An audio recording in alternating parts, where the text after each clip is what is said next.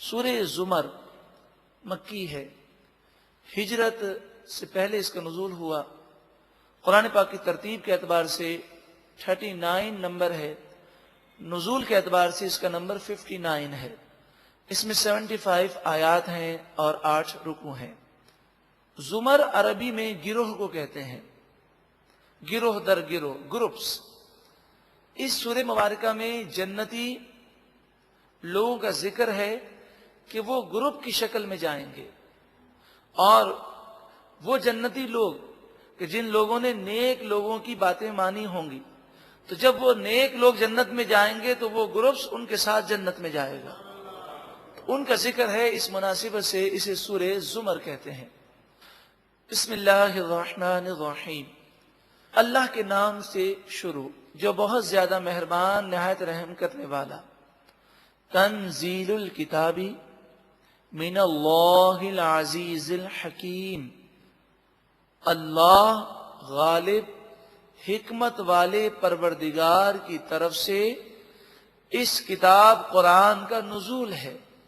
یہ کتاب اللہ نے نازل کی ہے۔ انا انزلنا الیک الکتاب بالحق، بے شک ہم نے آپ کی طرف یہ کتاب حق کے ساتھ نازل فرمائی۔ فاعبد اللہ، بس تم اللہ کی عبادت کرو۔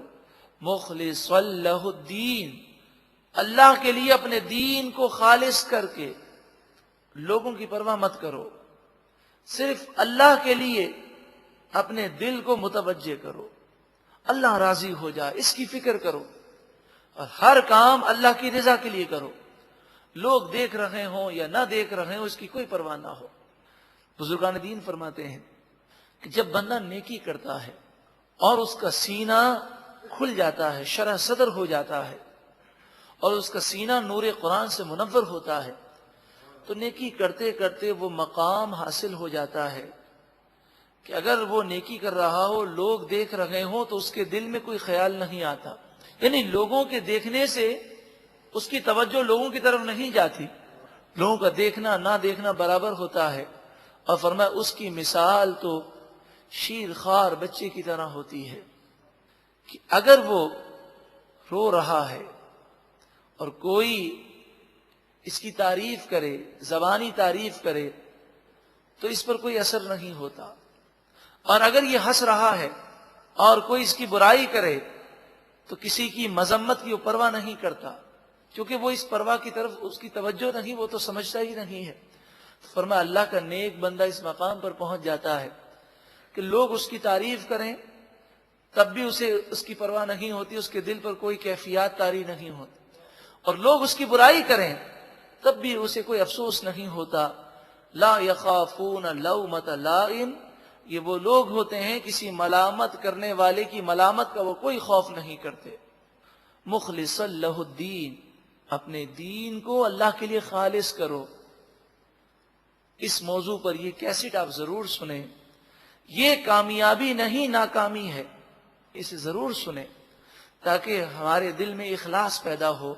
اللہ تعالی ہم سب کو اخلاص کی دولت سے مالا مال فرمائے۔ الا سن لو، للہ الدین الخالص، اللہ ہی کے لیے دین خالص ہے، سچا دین تو اللہ ہی کا ہے۔ والذین اتخذوا من دونہ اولیاء، اور جن لوگوں نے اللہ کو چھوڑ کر دوسرے دوست بنا لیے، یعنی اپنے دوستوں کی خاطر یہ اللہ کی نافرمانی کرتے ہیں، تو اللہ کے مقابلے میں انہوں نے دوست بنائے۔ وہ یہ یاد رکھیں کہ اللہ کی نافرمانی کرتے ہوئے اگر کسی سے دوستی کی یا کسی سے محبت کی تو اللہ کے غضب سے وہ مخلوق نہیں بچا سکے گی۔ اللہ کی نافرمانی کرنا کسی صورت میں جائز نہیں۔ جب ان سے کہا جاتا کہ تم ان بتوں کی اور بے جان پتھروں کی پوجا کیوں کرتے ہو، تو اول تو ایک جواب یہ دیتے کہ ہمارے آباء و اجداد یہ کرتے آئے۔ دوسرا جواب یہ تھا کہ قیامت کے بارے میں تو ان کا کوئی عقیدہ نہیں تھا، مشرکین قیامت کو مانتے نہیں تھے، تو کہتے تھے کہ ہم ان بتوں کی پوجا اس لیے کرتے ہیں کہ ہمیں اللہ کا قرب مل جائے۔ قرب سے مراد یہ ہے کہ ہم ان بتوں کی پوجا کریں گے تو اللہ ناراض ہو گیا اور اللہ عذاب نازل کرے گا. ہمارے کرتوت تو ایسے ہی ہیں, یہ ظلم بھی کرتے, ڈاکہ زنی بھی کرتے, سارے کام کرتے. تو کہتے کہ ہمارے کرتوت بہت خراب ہیں.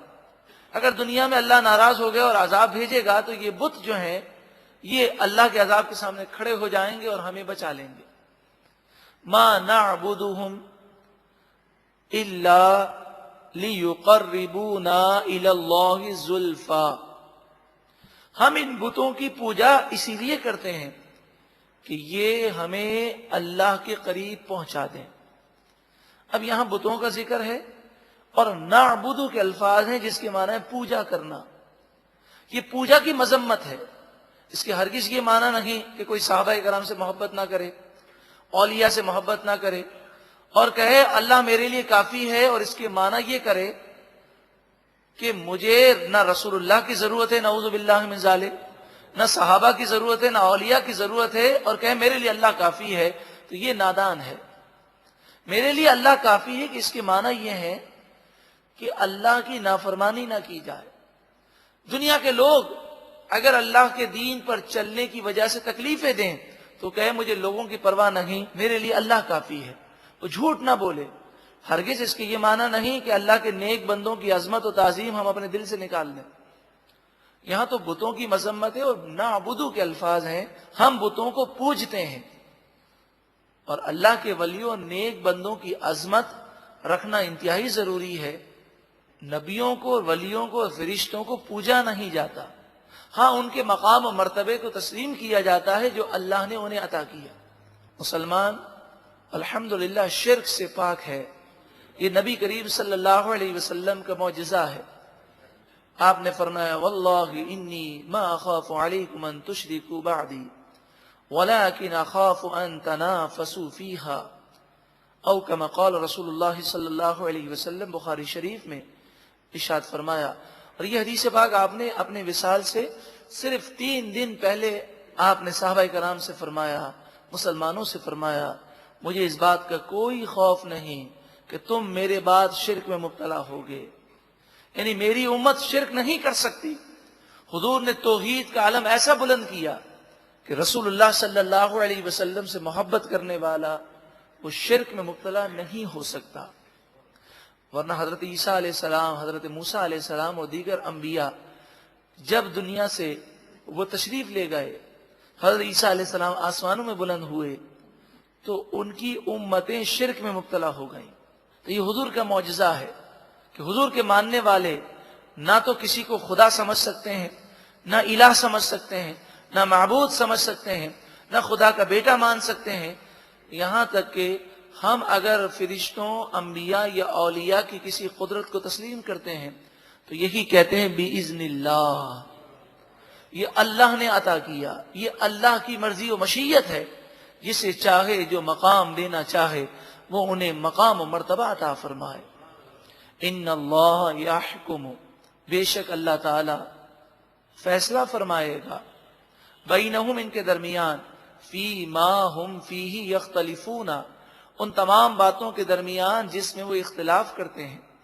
ان اللہ لا یہدی من ہوا کاذب کفار, بے شک اللہ تعالی اسے ہدایت نہیں دیتا جو جھوٹا ہے نا شکرا ہے. لو اراد اللہ ان یتخذ ولدا, اگر اللہ کا ارادہ ہوتا کہ وہ اپنی اولاد بنائے, لَاصْطَفَى مِمَّا يَخْلُقُ مَا يَشَاءُ, تو اللہ تعالیٰ اپنی مخلوق میں سے جسے چاہتا اپنا بیٹا بنا لیتا. مشرکین اپنی طرف سے وہ کسی کو بیٹا اور کسی کو بیٹی قرار دیتے ہیں. تو اللہ تبارک و تعالی اگر بنانا چاہتا تو جسے چاہتا بنا لیتا. سبحانہ, لیکن ایسی بات ہی نہیں, وہ بیٹا بیٹی رکھنے سے پاک ہے. هو اللہ الواحد القہار, وہ اللہ واحد ہے, قہار ہے. خلق السماوات والارض بالحق, اللہ نے آسمانوں و زمین کو حق کے ساتھ پیدا کیا اور ٹھیک پیدا کیا. یکور اللیل علی النہار, اللہ تعالی دن پر رات کو لپیٹ لیتا ہے، وَيُكَوِّرُ النَّهَارَ عَلَى اللَّيْلِ، اور رات پر دن کو لپیٹتا ہے، دن پر رات کو لپیٹتا ہے اور رات پر دن کو لپیٹتا ہے، یعنی پہلے رات ہے اور پھر رات آہستہ آہستہ دن میں تبدیل ہوتی ہے۔ جب دن آتا ہے تو رات کا وجود نہیں رہتا، اور جب رات آتی ہے تو دن کا وجود ختم ہو جاتا ہے۔ وَسَخَّرَ الشَّمْسَ وَالْقَمَرَ، اللہ نے سورج اور چاند کو مسخر کیا، وہ ایک نظام کے تحت چل رہے ہیں۔ كُلٌّ يَجْرِي لِأَجَلٍ مُّسَمًّى، ہر ایک مقررہ مدت تک چل رہا ہے۔ قیامت جب واقع ہوگی تو سورج کو بھی فنا ہے، چاند کو بھی فنا ہے۔ الا هو العزیز الغفار، سن لو وہ اللہ غالب ہے، بہت بخشنے والا ہے۔ زندگی میں توبہ کر لو، وہ غفور الرحیم ہے۔ خلقکم من نفس واحدہ، اللہ نے تمہیں ایک جان حضرت آدم علیہ السلام سے پیدا کیا۔ ثم جعل منها زوجها، پھر آدم علیہ السلام سے ان کی بیوی کو پیدا کیا، اور پھر زمین میں مرد اور عورتوں کو پھیلا دیا۔ وَأَنزَلَ لَكُم مِّنَ الْأَنْعَامِ، اور اللہ تعالی نے تمہارے لیے مویشی جانوروں کو نازل کیا، پیدا کیا۔ ثمانیۃ ازواج، 8 جوڑے ہیں، یعنی گائے اور بیل، اونٹ اونٹنی، بکری بکرا اور بھیڑ، اس میں مذکر و مؤنث، اس طرح 8 جوڑے ہیں۔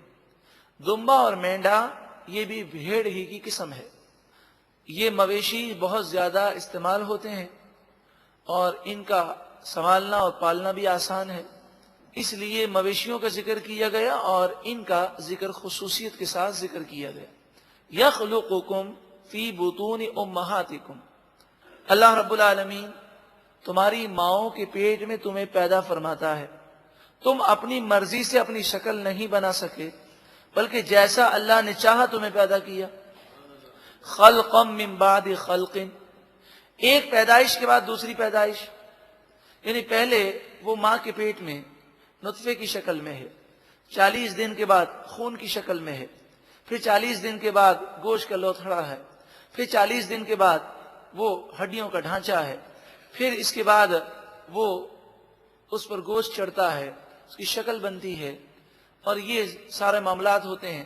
پھر دنیا میں انسان آتا ہے تو آپ دیکھیں دنیا میں بچے کی شکل کیسی ہوتی ہے، پھر جس طرح وہ زندگی گزارتا ہے شکل میں مختلف تبدیلیاں آتی ہیں۔ تو اگر آپ کسی کو جوانی میں دیکھنے والے کو بڑھاپے میں دیکھیں یا بچپن میں دیکھنے والے کو جوانی میں دیکھیں تو بسا اوقات پہچاننا مشکل ہو جاتا ہے۔ پیٹ کا ذکر ہے، ماں کے پیٹ میں مختلف حالتیں اللہ تعالیٰ نے تمہاری بنائی۔ فی ظلمات ثلاث، 3 اندھیروں میں، 3 اندھیروں سے مراد 3 پردے ہیں، ایک تو پیٹ، پھر بچہ دانی، اور پھر بچہ جس جھلی میں ہوتا ہے۔ یہ تحقیق سائنسدانوں نے بعد میں کی، لیکن قرآن مجید فرقان حمید کی یہ وہ آیت کریمہ ہے کہ میں نے ایک جگہ ایک سائنسدان کے متعلق پڑھا کہ وہ اس آیت کریمہ کو سن کر مسلمان ہو گیا۔ اس نے کہا یہ اللہ کا سچا کلام ہے، کہ سائنس نے تو بعد میں تحقیق کر کے ثابت کیا کہ بچہ ماں کے پیٹ میں، بچہ دانی میں ڈائریکٹ نہیں ہوتا بلکہ ایک جھلی میں پیک ہوتا ہے، یہ تو بعد میں معلوم ہوا، اور قرآن مجید فرقان حمید 1400 سال پہلے خبر دے رہا ہے۔ فی ظلمات ثلاث، 3 اندھیروں میں تمہیں رکھا۔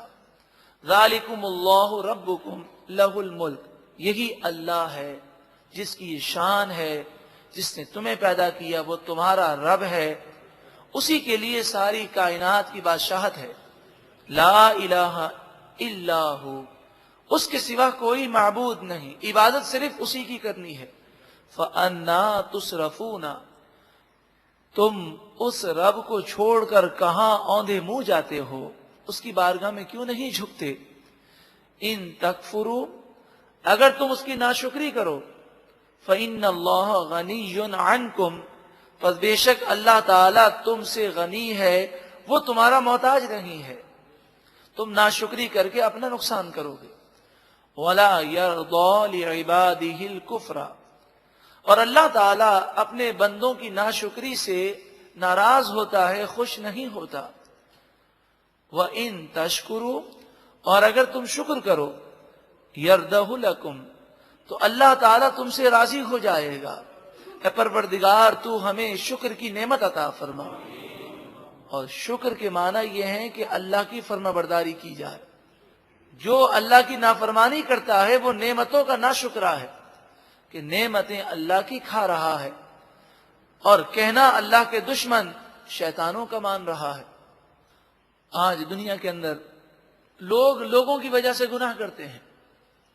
وَلَا تَزِرُ وَازِرَةٌ وِزْرَ أُخْرَى، کوئی گناہوں کا بوجھ اٹھانے والی جان دوسرے کا بوجھ نہیں اٹھا سکے گی۔ ہر گناہگار اپنے بوجھ تلے دبا ہوگا، تو کسی کی خاطر اپنی آخرت کو تباہ نہ کرو۔ ثُمَّ إِلَىٰ رَبِّكُمْ مَرْجِعُكُمْ، پھر تم اپنے رب کی طرف لوٹائے جاؤ گے۔ فَيُنَبِّئُكُمْ بِمَا كُنْتُمْ تَعْمَلُونَ، پھر وہ رب تمہیں تمہارے تمام برے کاموں کی خبر دے دے گا۔ إِنَّهُ عَلِيمٌ بِذَاتِ الصُّدُورِ، بے شک اللہ تعالی سینوں کے رازوں کو جانتا ہے۔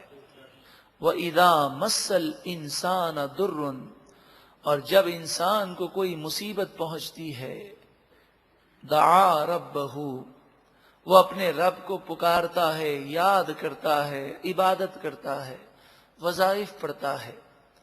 منیباً الیہ، اللہ کی بارگاہ میں جھک جاتا ہے، رجوع لاتا ہے، سارا غرور و تکبر ختم ہو جاتا ہے۔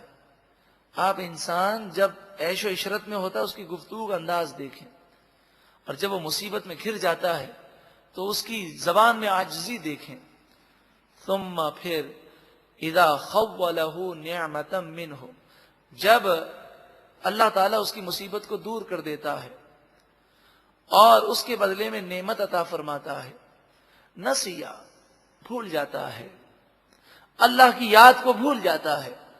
ما کان یدعو الیہ من قبل، جس رب کی طرف وہ پہلے رجوع لایا اور جس کی بارگاہ میں دعائیں کی، جس کو یاد کیا، اب اس کو بھول جاتا ہے اور نافرمانیوں میں لگ جاتا ہے۔ وجعل للہ اندادا، مشرکوں کو رد کیا گیا اور فرمایا وہ اللہ کو چھوڑ کر اللہ کے مد مقابل تو قرار دیتے ہیں۔ لیضل عن سبیلہ، تاکہ وہ لوگوں کو اللہ کے راستے سے روکیں اور گمراہ کریں۔ قل، اے محبوب آپ فرمائیے، تمتع بکفرک قلیلا، اپنے کفر کے ساتھ رہتے ہوئے دنیا میں تھوڑا مزہ کر لو، پھر آخر موت ہے۔ انک من اصحاب النار، بے شک تم جہنمی ہو۔ ذرا سوچیں، ایک وہ شخص ہے جس کی نگاہ بھی پاکیزہ، جس کا ظاہر اور باطن بھی طاہر اور طیب اور پاکیزہ، جو ہر عمل میں یہ دیکھے کہ میرے رب کی رضا کیا ہے، جس کا دل عبادت کی نور سے منور ہے، وہ اور گناہوں بھری زندگی گزارنے والا کیا دونوں برابر ہو سکتے ہیں؟ امن ہوا قانت، ذرا بتاؤ وہ شخص جو قیام کرنے والا ہے، اللہ کی بارگاہ میں رونے والا ہے، آنا اللیل، رات کی گھڑیوں میں، ساجدن، سجدہ کر کے، وقائمن، اور کھڑے ہو کر قیام کی حالت میں، سجدے کی حالت میں رو رہا ہے، نمازیں پڑھ رہا ہے، پاکیزہ زندگی گزار رہا ہے، اس کے باوجود یحذر الآخرۃ، وہ آخرت سے ڈرتا ہے، وَيَرْجُو رَحْمَتَ رَبِّهِ، اور اپنے رب کی رحمت کی امید بھی رکھتا ہے۔ خوف کا عالم بھی ہے اور رحمت کی امید بھی ہے، اور اللہ کی عبادتوں میں وہ لگا ہوا ہے۔ کیا وہ اور گناہگار دونوں برابر ہو سکتے ہیں؟ ہرگز نہیں۔ آپ بتائیے، دنیا کے اندر دنیاوی تعلیم رکھنے والا اور دنیاوی تعلیم نہ رکھنے والا برابر ہے؟ ہرگز نہیں۔ اسی طرح جس کو اللہ کی معرفت حاصل ہے، جسے قرآن و حدیث کا علم ہے، وہ اور جاہل دونوں برابر نہیں ہو سکتے۔ قل، اے محبوب آپ فرمائیے، هل يستوي الذين يعلمون، کیا وہ لوگ کہ جو جانتے ہیں، والذین لا یعلمون، اور وہ لوگ جو نہیں جانتے، کیا یہ دونوں برابر ہو سکتے ہیں؟ ہرگز نہیں۔ انسان جب کسی چیز کو جان لیتا ہے تو ایک نہ ایک دن اس برائی سے بچ ضرور جاتا ہے، اور جتنی معلومات زیادہ ہوگی اتنی احتیاط زیادہ ہوگی۔ اگر آپ بجلی کے تاروں کے نقصان کو جانتے ہیں تو آپ اپنے گھر میں بجلی کے تاروں پر نظر رکھیں گے، اور کوئی تار اگر کھل گیا ہے یا خطرہ ہے کہ یہ تار بچے کے ہاتھ میں آئے گا، یا وہ پلک کے سوراخ، سوئچ کے سوراخ کہ ان کی سائز بڑی ہو، آپ اس کے نقصان کو جانتے ہیں کہ چھوٹا بچہ ہے، اس کی چھوٹی انگلی اندر چلی جائے گی اور سوئچ اگر کھلی ہوگی تو بہت بڑا حادثہ ہو سکتا ہے، تو آپ احتیاط کریں گے۔ تو انسان کو اگر معلومات ہو، نقصان کا علم ہو، تو وہ ضرور بچنے کی کوشش کرتا ہے۔ اسی لیے شیطان نے ہمیں قرآن و حدیث سے دور کر دیا کہ ہمیں جب علم ہی نہیں ہوگا تو ہم جہنم میں جانے والے کاموں سے کیسے بچیں گے؟ انما یتذکر اولو الالباب، نصیحت تو صرف عقل مند ہی تسلیم کرتے ہیں، نصیحت پر عمل تو صرف عقل مند ہی کرتے ہیں۔ اے پروردگار ہم سب کو عقل مند بنا دے اور ہمیں نصیحت پر اور قرآن پر عمل کی توفیق عطا فرما۔ قل، اے محبوب آپ فرمائیے، یا عباد الذین آمنوا اتقوا ربکم، اے میرے وہ بندوں کہ جو اللہ پر ایمان لائے ہو، اتقوا ربکم، اے محبوب آپ ان سے فرمائیے کہ اے لوگوں، اے ایمان والوں، اللہ سے ڈرتے رہو۔ للذین احسنوا فی ہذہ الدنیا حسنہ، جن لوگوں نے اس دنیا میں نیکی کی اس کے لیے آخرت میں اور دنیا میں بھلائی ہے۔ اے پروردگار تو ہمیں اپنا خوف عطا فرما اور نیکیوں بھری زندگی گزارنے کی توفیق عطا فرما۔ کسی مقام پر اگر نوکری کرتے ہوئے حرام کام میں ملوث ہیں، اللہ کی زمین بہت وسیع ہے، روزی دینے والا رب العالمین ہے، ٹھکرا دیجئے حرام روزی کو۔ وَأَرْضُ اللَّهِ وَاسِعَةٌ، اور اللہ کی زمین بہت وسیع ہے۔ پھر دین پر چلتے ہیں تو مشکلات آتی ہیں، اس پر صبر کرنے والے کامیاب ہیں۔ انما یوفی الصابرون اجرہم بغیر حساب، صبر کرنے والوں کو ان کا ثواب، ان کا اجر بلا حساب و کتاب عطا کیا جائے گا۔ حدیث پاک میں فرمایا کل بروز قیامت لوگوں کے لیے میزان عمل قائم کیا جائے گا، ان کے اعمال تولے جائیں گے، لیکن جن لوگوں نے صبر کیا وہ بلا حساب و کتاب جنت میں جائیں گے۔ قل، اے محبوب آپ فرمائیے، انی امرت، بے شک مجھے حکم دیا گیا، ان اعبد اللہ، کہ میں صرف اللہ کی عبادت کروں، مخلصا لہ الدین، اپنے دین کو اللہ کے لیے خالص کرتے ہوئے صرف اللہ ہی کے لیے عبادت کروں۔ وَأُمِرْتُ، اور مجھے حکم دیا گیا، لِأَنْ أَكُونَ أَوَّلَ الْمُسْلِمِينَ، میں سب سے پہلے جھکنے والا بنا رہوں، یعنی ہر معاملے میں نیکی میں آگے رہنے والا بنوں۔ نبی تو معصوم ہے، ہماری تعلیم کے لیے ہے کہ یہ چیزیں ہمارے لیے لازمی ہیں۔ قل، اے محبوب آپ فرمائیے، انی اخاف ان عصیت ربی، غور کریں، اے محبوب آپ فرمائیے اگر میں اپنے رب کی نافرمانی کروں، عذاب یوم عظیم، تو میں ڈرتا ہوں بڑے دن کے عذاب سے۔ نبی گناہ کر ہی نہیں سکتے، مگر ہماری تعلیم ہے، افسوس ہمیں گناہ کرتے ہوئے عذاب کا ڈر نہیں لگتا۔ قل اللہ اعبد مخلصا لہ دینی، اے محبوب آپ فرمائیے میں صرف اللہ کی عبادت کرتا ہوں اور میں نے اپنا دین صرف اللہ کے لیے خالص کیا۔ فاعبدوا ما شئتم من دونہ، تمہیں اللہ کو چھوڑ کر جس کی پوجا کرنی ہے کر لو، جو کرنا ہے کر لو، آخر موت ہے اور تم اپنے برے انجام کو دیکھو گے۔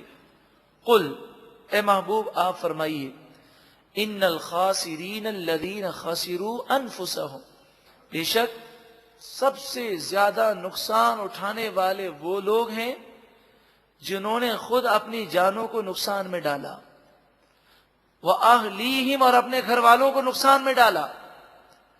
جس نے اپنے آپ کو آگ سے بچانے کی کوشش نہ کی اور اپنے گھر والوں کو آگ سے بچانے کی کوشش نہ کی، اس نے یوم القیامتی، قیامت کے دن اپنے آپ کو بھی تباہ کیا اور اپنے گھر والوں کو بھی تباہ کیا۔ الا سن لو، ذالک هو الخسران المبین، یہی سب سے بڑا نقصان ہے۔ دنیا میں نقصان ہو جائے تو دنیا عارضی ہے، اگر گناہوں کی وجہ سے آخرت تباہ ہو گئی تو ہمیشہ کی تباہی ہے۔ لہم من فوقہم، یہ جب جہنم میں جائیں گے تو ان کے لیے اوپر سے بھی غلل من النار، آگ کے سائے ہوں گے، ومن تحتہم غلل، اور ان کے نیچے سے بھی آگ کے سائے ہوں گے، چاروں طرف سے آگ انہیں گھیر لے گی۔ لوگ یہ کہتے ہیں کہ ہمیں ڈراؤ نہیں، قرآن کیا فرماتا ہے؟ ذالک یخوف اللہ بہ عبادہ، یہ وہ باتیں ہیں جس کے ذریعے اللہ اپنے بندوں کو ڈراتا ہے کہ ڈر جاؤ اور سمجھ جاؤ۔ یا عبادی فاتقون، اے میرے بندوں صرف مجھ ہی سے ڈرو اور گناہ کرتے ہوئے خوف کرو کہ جب میرا غضب آئے گا تو تمہارا کیا ہوگا۔ والذین اجتنبوا، وہ لوگ جو بچے، الطاغوت، شیطان کے وار سے بچے، بتوں کی گندگی سے بچے، ان یعبدوها، ان بتوں کی عبادت سے وہ بچے، وانابوا الی اللہ، اور وہ اللہ کی طرف رجوع لائے، لہم البشری، ان کے لیے خوشخبری ہے، فبشر عبادی، میرے بندوں کو اے محبوب آپ خوشخبری سنا دیجئے۔ کون سے بندوں کو؟ اے قرآن سننے والوں، قرآن کن لوگوں کو جنت کی بشارت دے رہا ہے؟ ایک کان سے سن کر دوسرے کان سے نکال دینے والوں کو نہیں۔ الذین یستمعون القول، جو نصیحت کی باتوں کو غور سے سنتے ہیں، فیتبعون احسنہ، پھر اچھی طرح اس کی پیروی کرتے ہیں، نصیحتوں پر عمل کرتے ہیں۔ اولئک الذین ھداھم اللہ، یہی وہ لوگ ہیں جنہیں اللہ نے ہدایت عطا فرمائی۔ واولئک ھم اولو الالباب، اور یہی لوگ عقل مند ہیں۔ اے پروردگار تو ہمیں عقل مند بنا دے، ہدایت یافتہ بنا دے، قرآن کی جو باتیں ہم سنتے ہیں اس پر عمل کی توفیق عطا فرما۔ اس آیت کریمہ کا شان نزول اس طرح ہے کہ حضرت صدیق اکبر رضی اللہ تعالی عنہ جب ایمان لائے تو آپ کی دوستی حضرت عثمان، حضرت عبد الرحمن بن عوف، حضرت طلحہ، حضرت زبیر، حضرت سعد بن ابی وقاص اور حضرت سعید بن زید، ان تمام صحابہ کرام سے آپ کی دوستی تھی، اور یہ اس وقت ایمان نہیں لائے تھے۔ تو صدیق اکبر کے گھر پر یہ حاضر ہوئے۔ صدیق اکبر رضی اللہ تعالی عنہ نے انہیں بتایا کہ میں ایمان لے آیا ہوں، اور ان لوگوں نے سوالات کیے۔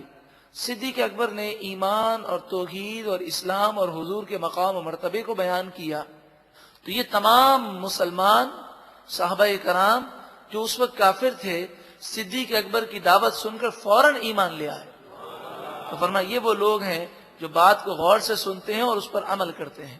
افمن حق علیہ کلمۃ العذاب، کیا وہ شخص جس پر عذاب کا فیصلہ ہو چکا، عذاب کا کلمہ اس پر ثابت ہو چکا، افانت تنقذ من فی النار، کیا تم اب اسے نصیحت کر کے جہنم سے بچا سکتے ہو؟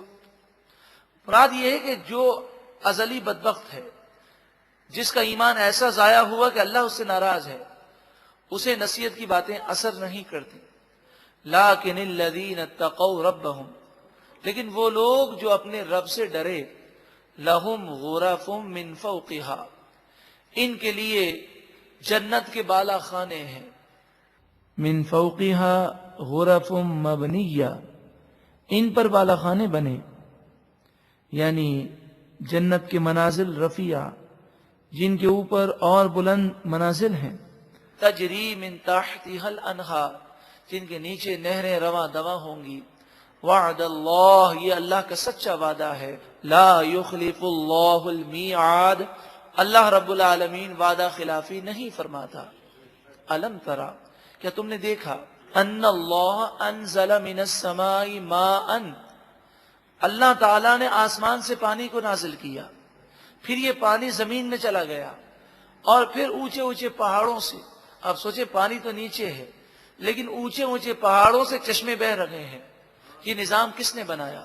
فَسَلَكَهُ يَنَابِيعَ، ینابیع کے معنی چشمے، فَسَلَكَهُ يَنَابِيعَ، پس اللہ تعالیٰ نے چشموں کو بہا دیا فی الارض، زمین میں، ثم یخرج به زرعا مختلفا الوانہ، پھر اس پانی کے ذریعے اللہ تعالیٰ نے مختلف رنگ کی کھیتی کو پیدا کیا، پودوں کو پیدا کیا، پھولوں کو پیدا کیا، ثم یہیج، پھر وہ کھیتیاں سوکھ جاتی ہیں، فتراہ مصفرا، پھر تم اسے دیکھتے ہو کہ وہ زرد اور پیلی پڑ جاتی ہے، ثم یجعلہ حطاما، پھر اللہ تعالیٰ اسے ریزہ ریزہ کر دیتا ہے، یعنی اللہ تعالیٰ چاہے تو تمہارے بیجوں کو ضائع کر دے، اور چاہے تو تمہاری فصلیں جو اگی ہوئی تیار ہیں انہیں بھی خراب کر دے، وہ جو چاہے کر سکتا ہے، تم اس کی نعمتوں پر شکر کیوں نہیں کرتے؟ ان فی ذالک لذکری لأولی الالباب، بے شک ان تمام باتوں میں ضرور نصیحت ہے عقل مندوں کے لیے۔ افمن شرح اللہ صدرہ للاسلام، ذرا بتاؤ وہ شخص جس کا سینہ اللہ نے اسلام کے لیے کھول دیا، فہو علی نور من ربہ، پس وہ اللہ کی طرف سے نور پر قائم و دائم ہے، یعنی سینہ کھل گیا اور نور سے منور ہو گیا۔ وہ اور جس کا سینہ نور قرآن سے محروم ہے، کیا دونوں برابر ہو سکتے ہیں؟ شرح صدر کیا چیز ہے؟ شرح صدر یہ ہے کہ بندے کے لیے نیکی کرنا آسان ہو جائے، گناہوں سے نفرت ہو جائے، سینہ اسلام پر چلنے کے لیے آسان ہو جائے، اسے کہتے ہیں نور قرآن سے سینہ منور ہو گیا۔ حدیث پاک میں فرمایا گیا، صحابہ کرام نے جب اس آیت کی تفسیر نبی اکرم صلی اللہ علیہ وسلم سے پوچھی تو آپ نے فرمایا کہ جب نور دل میں داخل ہوتا ہے تو سینہ کھل جاتا ہے۔ فرمایا اس کی علامت کیا ہے؟ عقید جہاں صلی اللہ علیہ وآلہ وسلم نے فرمایا دنیا سے انسان بے رغبت ہو جاتا ہے، یعنی دنیا کی لذتیں اسے گناہوں میں ملوث نہیں کر سکتی، اور بندے کا رجحان دین کی طرف ہو جاتا ہے، آخرت کی فکر اس پر لاگو ہوتی ہے، اور آپ نے فرمایا کہ وہ موت کے آنے سے پہلے موت کی تیاری کرنے کو آمادہ ہو جائے تو سمجھو اس کا سینہ اسلام کے لیے کھل گیا اور شرح صدر اسے حاصل ہو گیا۔ فَوَيْلٌ لِّلْقَاسِيَةِ قُلُوبُهُم مِّن ذِكْرِ اللَّهِ، پس ان کے لیے بربادی ہے جن کے دل اللہ کی یاد کے باوجود سخت ہیں، یعنی اللہ کی یاد سے ان کے دل نرم نہیں ہوتے، کوئی نصیحت ان پر اثر نہیں کرتی، ان دلوں کے لیے بربادی ہے۔ اولئک فی ضلال مبین، یہی لوگ کھلی گمراہی میں ہیں۔ اے پروردگار ہمارے دلوں کی سختی کو دور کر دے۔ اللہ نزل احسن الحدیث کتابا متشابہا مثانیہ، اللہ تبارک و تعالی نے سب سے پیارا کلام کی کتاب نازل فرمائی جو شروع سے لے کر آخر تک ایک جیسا ہے، یعنی کوئی انسان کتاب لکھتا ہے تو کتاب کا بعض حصہ بہت اچھا ہوتا ہے، بعض حصے میں اتنا لطف نہیں آتا۔ یہ قرآن کا معجزہ ہے کہ جہاں سے پڑھیں، جہاں سے سنیں، دل نور سے منور ہوتا ہے۔ مثانیہ دوہرے بیان والی ہے، یعنی اس میں وعدے کا ذکر بھی ہے، وعید کا ذکر بھی ہے، امر کا ذکر ہے تو امر کے ساتھ نہیں کا ذکر ہے، اور جہاں خبریں ہیں خبروں کے ساتھ احکام کا ذکر بھی ہے۔ تقشعر منہ جلود الذین یخشون ربہم، اے قرآن سن کر لرزنے والوں اور قرآن کی آیات سن کر جن کی آنکھوں سے آنسو گرتے ہیں اور وہ قرآن سن کر اپنی زندگی میں انقلاب محسوس کرتے ہیں، کتنے خوش نصیب ہیں۔ فرمایا وہ لوگ کہ جن کی کھال، جن کے رونگٹے قرآن سن کر اللہ جو ان کا رب ہے اس کے خوف سے ان کے رونگٹے کھڑے ہو جاتے ہیں، ان پر لرزہ طاری ہوتا ہے۔ ثم تلین جلودہم وقلوبہم الی ذکر اللہ، ان کے دل اور ان کی کھالیں اللہ کے ذکر کو سن کر نرم پڑ جاتی ہیں اور وہ اللہ کے ذکر کی طرف مائل ہوتے ہیں۔ ذالک ھدی اللہ یہدی بہ من یشاء، یہ اللہ کی ہدایت ہے، اللہ راہ دکھاتا ہے اس قرآن کے ذریعے جسے چاہے۔ اے پروردگار قرآن کو ہمارے لیے ہدایت بنا دے۔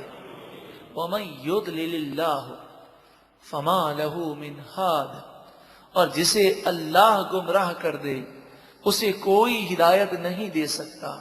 مراد یہ ہے کہ جس سے اللہ ناراض ہو جائے اور اس کے لیے ہمیشہ کے لیے جہنم کا فیصلہ کر دیا جائے، وہ ہمیشہ کے لیے تباہ ہونے والا ہے۔ أَفَمَن يَتَّقِي بِوَجْهِهِ سُوءَ الْعَذَابِ يَوْمَ الْقِيَامَةِ، نیک لوگوں کا ذکر ہے۔ اب فرمایا جا رہا ہے ذرا بتاؤ قیامت کے دن جس کا چہرہ برے عذاب کا مقابلہ کرے گا، یعنی جس کے چہرے کو برے عذاب کا سامنا کرنا ہوگا، جس کا چہرہ اللہ کے غضب سے بگاڑ دیا جائے گا، کیا وہ اور نیک لوگ اللہ کا خوف رکھنے والے برابر ہیں؟ وَقِيلَ لِلظَّالِمِينَ، اور ظالموں سے کہا جائے گا ذُوقُوا مَا كُنتُمْ تَكْسِبُونَ، جو تم گناہ کرتے تھے اب اس کی سزا پاؤ۔ كَذَّبَ الَّذِينَ مِن قَبْلِهِمْ، ان سے پہلے لوگوں نے جھٹلایا۔ فَأَتَاهُمُ الْعَذَابُ مِنْ حَيْثُ لَا يَشْعُرُونَ، یہ دنیا کی مستی میں مست تھے، عہدہ اور منصب و طاقت ایسی تھی کہ بظاہر اللہ کے عذاب اور غضب کی کوئی صورت نہیں لگتی تھی، پھر گناہوں کی وجہ سے ان پر عذاب وہاں سے آیا جس کا انہیں شعور بھی نہیں تھا۔ وہ سوچ بھی نہیں سکتے تھے کہ ایسی بیماری میں مبتلا ہوں گے، ایسی آگ لگ جائے گی، ایسا نقصان ہو جائے گا۔ یہ تو دنیا کا عذاب ہے۔ فَأَذَاقَهُمُ اللَّهُ الْخِزْيَ فِي الْحَيَاةِ الدُّنْيَا، بس اللہ نے انہیں دنیا کی زندگی میں رسوائی کا عذاب چکھایا۔ وَلَعَذَابُ الْآخِرَةِ أَكْبَرُ، دنیا کا عذاب تو بہت معمولی ہے، وہ انسان برداشت نہیں کر سکتا، اور ضرور آخرت کا عذاب تو اس سے بہت بڑھ کر ہے۔ لَوْ كَانُوا يَعْلَمُونَ، کاش کہ وہ جان لیتے اور گناہوں سے توبہ کر لیتے۔ وَلَقَدْ ضَرَبْنَا لِلنَّاسِ فِي هَذَا الْقُرْآنِ مِنْ كُلِّ مَثَلٍ، اور بے شک ہم نے اس قرآن میں لوگوں کے لیے ہر طرح سے مثال بیان کی۔ لَعَلَّهُمْ يَتَذَكَّرُونَ، تاکہ وہ غور کریں اور نصیحت حاصل کریں۔ ہے کوئی غور کرنے والا اور اپنی زندگی میں قرآن کے مطابق انقلاب لانے والا؟ قرآنًا عربیًا، یہ قرآن عربی قرآن ہے، غیر ذی عوج، جس میں کوئی ٹیڑھا پن، کجی اور نقص نہیں ہے۔ یہ قرآن اس لیے ہے لعلہم یتقون، تاکہ وہ اللہ سے ڈریں، کہ جب قرآن کو سمجھیں گے ہی نہیں تو اللہ کا ڈر کیسے پیدا ہوگا؟ جب قرآن پر غور ہی نہیں کریں گے تو جہنم کا خوف کیسے پیدا ہوگا؟ یقیناً نور قرآن نشست میں آنا، قرآن کو سمجھنے کی کوشش کرنا، یہی قرآن کا منشا ہے۔ قرآن نازل ہوا، 5 حقوق ہیں قرآن کے: قرآن پر ایمان لانا، قرآن کو پڑھنا، قرآن پاک کو سمجھنا، قرآن پاک پر عمل کرنا اور قرآن پاک کی دعوت عام کرنا۔ یہی ہمارا مشن ہے۔ اللہ تعالی ہمیں اس پر استقامت عطا فرمائے۔ ضرب اللہ مثلا رجلا، اللہ تعالیٰ ایک مرد کی مثال بیان کرتا ہے۔ فیہ شرکاء متشاکسون، وہ کئی شرکاء میں برابر برابر تقسیم ہے۔ مثلا وہ ایک سیٹھ کا نوکر نہیں ہے، کئی سیٹھ کا نوکر ہے۔ اب آپ بتائیے وہ کسی کو بھی خوش نہیں رکھ سکے گا، اس کی بات مانے گا تو وہ ناراض ہوگا، اس کی بات مانے گا تو وہ ناراض ہوگا، اور دونوں سیٹ اگر ایک ہی وقت میں کام دیں گے تو وہ ایک کا حکم مانے گا، دوسرے کی نافرمانی کرے گا۔ وَرَجُلًا سَلَمًا لِرَجُلٍ، اور ایک مرد وہ ہے جو ایک ہی مرد کا غلام ہے، ایک ہی مرد کا نوکر ہے۔ تو بتائیے دونوں برابر ہیں؟ ہرگز برابر نہیں۔ اسی طرح بندہ دنیا کے ہر شخص کا غلام بنا رہے اور دنیا کے ہر فرد کا کہنا مانے، اس کے بجائے بندہ ایک رب العالمین کی بارگاہ میں جھک جائے، جس کے دل میں اللہ کا خوف ہوگا دنیا کا خوف نکل جائے گا۔ جو اللہ کی بارگاہ میں جھکے گا وہ کسی کی بارگاہ میں نہیں جھکے گا۔ حضرت مجدد الف ثانی علیہ رحمہ آپ کو جہانگیر نے بلایا اور کہا کہ آپ میرے دربار میں آئیں۔ جب آپ آئیں تو جہانگیر نے کہا میرے سامنے جھک جائیں، چونکہ بادشاہ کا یہ رواج تھا۔ آپ نے فرمایا میرا سر صرف اللہ کی بارگاہ میں جھکتا ہے، مخلوق کی بارگاہ میں، مخلوق کے سامنے میرا سر نہیں جھکتا۔ ہم ایک کی بارگاہ میں جھک گئے اور دوسروں کی بارگاہ میں جھکنے سے ہم پاک ہو گئے۔ تو جہانگیر نے کہا آپ باہر جائیں۔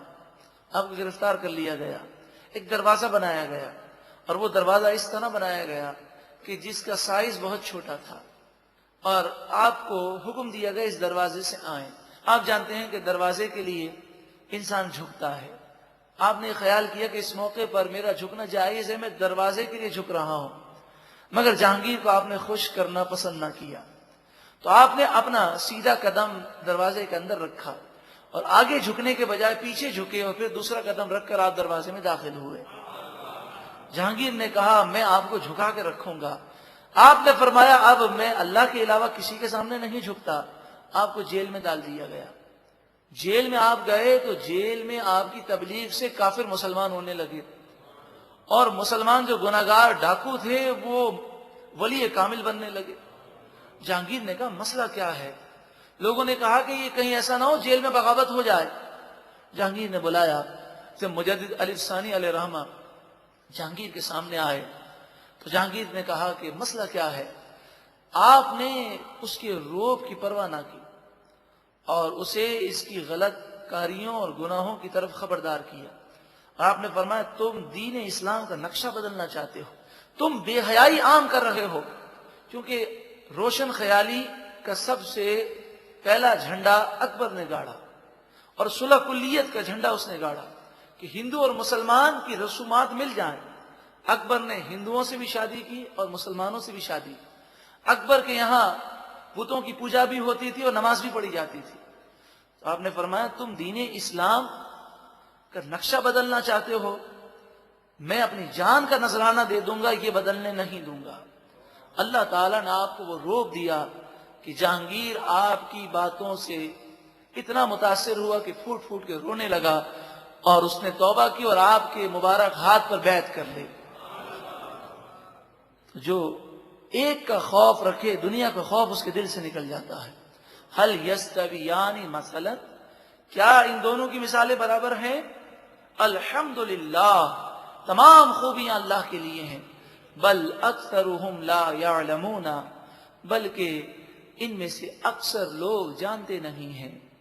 انک میت، بے شک تمہیں اس دنیا سے جانا ہے، وانہم میتون، اور بے شک وہ بھی اس دنیا سے چلے جائیں گے۔ کفار یہ کہتے تھے کہ یہ دین اسلام وقتی ہے، حضور کے وصال کے بعد یہ دین ختم ہو جائے گا۔ تو فرمایا کہ یہ حضور کے وصال ظاہری کا انتظار نہ کریں، حضور کو بھی دنیا سے جانا ہے، ان کو بھی دنیا سے جانا ہے، لیکن حضور کا دنیا سے جانا یہ اور ہے اور ان کا دنیا سے جانا اور ہے۔ یہ اللہ کے عذاب کی طرف جائیں گے، اور حضور تو اللہ کی طرف سے ایک پیغام لے کر آئے، اپنا مشن مکمل کر کے اللہ کی بارگاہ میں تشریف لے جائیں گے۔ ثم انکم یوم القیامت، پھر بے شک تم قیامت کے دن عند ربکم، اپنے رب کے پاس، تختصمون، جھگڑا کرو گے، آپس میں لڑو گے اور ایک دوسرے پر الزام لگاؤ گے کہ تمہاری وجہ سے میں گمراہ ہوا۔ اللہ تبارک و تعالی 23ویں پارے کی ساری برکتیں ہم سب کو عطا فرمائے۔ الحمدللہ 23واں پارہ مکمل ہوا۔ رب العالمین کی بارگاہ میں دعا ہے کہ صحت تندرستی عافیت کے ساتھ ہمیں مکمل قرآن پاک سمجھنے کی توفیق عطا فرمائے۔ جو 20ویں پارے کا آغاز ہے سورہ زمر کی آیت نمبر 32 سے ہم سماعت کریں گے، اور یہ سورہ زمر کا چوتھا رکوع ہے۔ فمن اظلم، فا کے معنی پس، من کون، فمن اظلم ممن کذب علی اللہ، پس کون زیادہ ظالم ہے اس سے جو اللہ پر جھوٹ باندھے، یعنی سب سے بڑا ظالم وہی ہے جو اللہ پر جھوٹ باندھے، وَكَذَّبَ بِالصِّدْقِ، اور سچی بات کو جھٹلائے، یعنی قرآن کو، وحی الہی کو، اذ جاءہ، جب وہ اس کے پاس آئے۔ اللہ پر جھوٹ باندھنے والا اور قرآن کو جھٹلانے والا سب سے بڑا ظالم ہے۔ الیس فی جہنم مثوی للکافرین، کیا جہنم میں کافروں کا ٹھکانہ نہیں؟ یقیناً جہنم میں کافروں کا ٹھکانہ ہے۔ تو یہ کفر کرتے ہوئے اور گناہ کرتے ہوئے کیا نہیں ڈرتے؟ والذی جاء بالصدق، اور وہ ذات جو سچ کو لے کر آئے، یعنی نبی اکرم صلی اللہ علیہ وآلہ وسلم، وصدق بہ، اور جس شخص نے ان کی تصدیق کی، اس سے ایک مراد صدیق اکبر رضی اللہ تعالی عنہ ہیں۔ اولئک هم المتقون، یہی لوگ متقی پرہیزگار ہیں۔ اب صدیق اکبر رضی اللہ تعالی عنہ کے نقش قدم پر چلتے ہوئے جو کوئی اس قرآن کی تصدیق کرے وہ بھی اس آیت کریمہ میں داخل ہے، اور وہ متقی اور پرہیزگار ہے۔ اور تصدیق کے معنی یہ ہے کہ جس چیز کو ہم سچا مان رہے ہیں اسی کے مطابق ہم زندگی گزاریں۔ لَهُمْ مَا يَشَاءُونَ عِنْدَ رَبِّهِمْ، یہی وہ لوگ ہیں جن کے لیے ان کے رب کے پاس وہ نعمتیں ہیں جو وہ چاہیں گے۔ ذَلِكَ جَزَاءُ الْمُحْسِنِينَ، یہی نیکی کرنے والوں کا صلہ ہے، ان کا ثواب ہے۔ لِيُكَفِّرَ اللَّهُ عَنْهُمْ أَسْوَأَ الَّذِي عَمِلُوا، تاکہ اللہ تبارک و تعالی ان سے ان کے اعمال کی برائیوں کو دور کر دے۔ جو حضور پر ایمان لائے گا، قرآن کی تصدیق کرے گا، زندگی قرآن پاک کے مطابق گزارے گا، تو اس کے اعمال کی برائیاں اور گناہ مٹا دیے جائیں گے۔ وَيَجْزِيَهُمْ أَجْرَهُمْ بِأَحْسَنِ الَّذِي كَانُوا يَعْمَلُونَ، اور جو انہوں نے اچھے کام کیے ان کے بدلے میں اللہ تعالیٰ انہیں اجر عظیم عطا فرمائے گا۔ سب سے پہلے یہ بتایا گیا کہ سب سے بڑا ظالم کون ہے، پھر اس کے بعد اب یہ بتایا گیا کہ متقی لوگ جو چاہیں گے وہ پائیں گے، نیک لوگوں کا یہی صلہ ہے، ان کے گناہ مٹا دیے جائیں گے، اور جو نیکی کی ہے اللہ تعالیٰ ان پر انہیں اجر و ثواب عطا فرمائے گا۔ اللہ تبارک و تعالیٰ ہمیں بھی متقی لوگوں میں شامل فرمائے۔ اب ذہن میں یہ سوال ہوتا ہے کہ جب بندہ تقوی اختیار کرتا ہے تو ہمارا معاشرہ، ہمارے لوگ اس کے خلاف اٹھ کھڑے ہوتے ہیں، تو جواب دیا گیا کہ انسان کو پرواہ نہیں کرنی چاہیے، وہ لوگوں کی ملامت کا خوف نہ کرے، وہ اللہ اور اس کے رسول کی فرما برداری کرے۔ اگر سارے لوگ مل کر اسے نقصان پہنچانا چاہیں اور اللہ اور اس کا رسول اس سے راضی ہو تو کوئی اسے نقصان نہیں پہنچا سکتا۔ الیس اللہ بکاف عبدہ، کیا اللہ اپنے بندے کو کافی نہیں؟ جب اللہ کافی ہے تو پھر بندہ لوگوں کی خاطر گناہ کیوں کرے؟ وَيُخَوِّفُونَكَ بِالَّذِينَ مِن دُونِهِ، اور یہ کافر اے محبوب آپ کو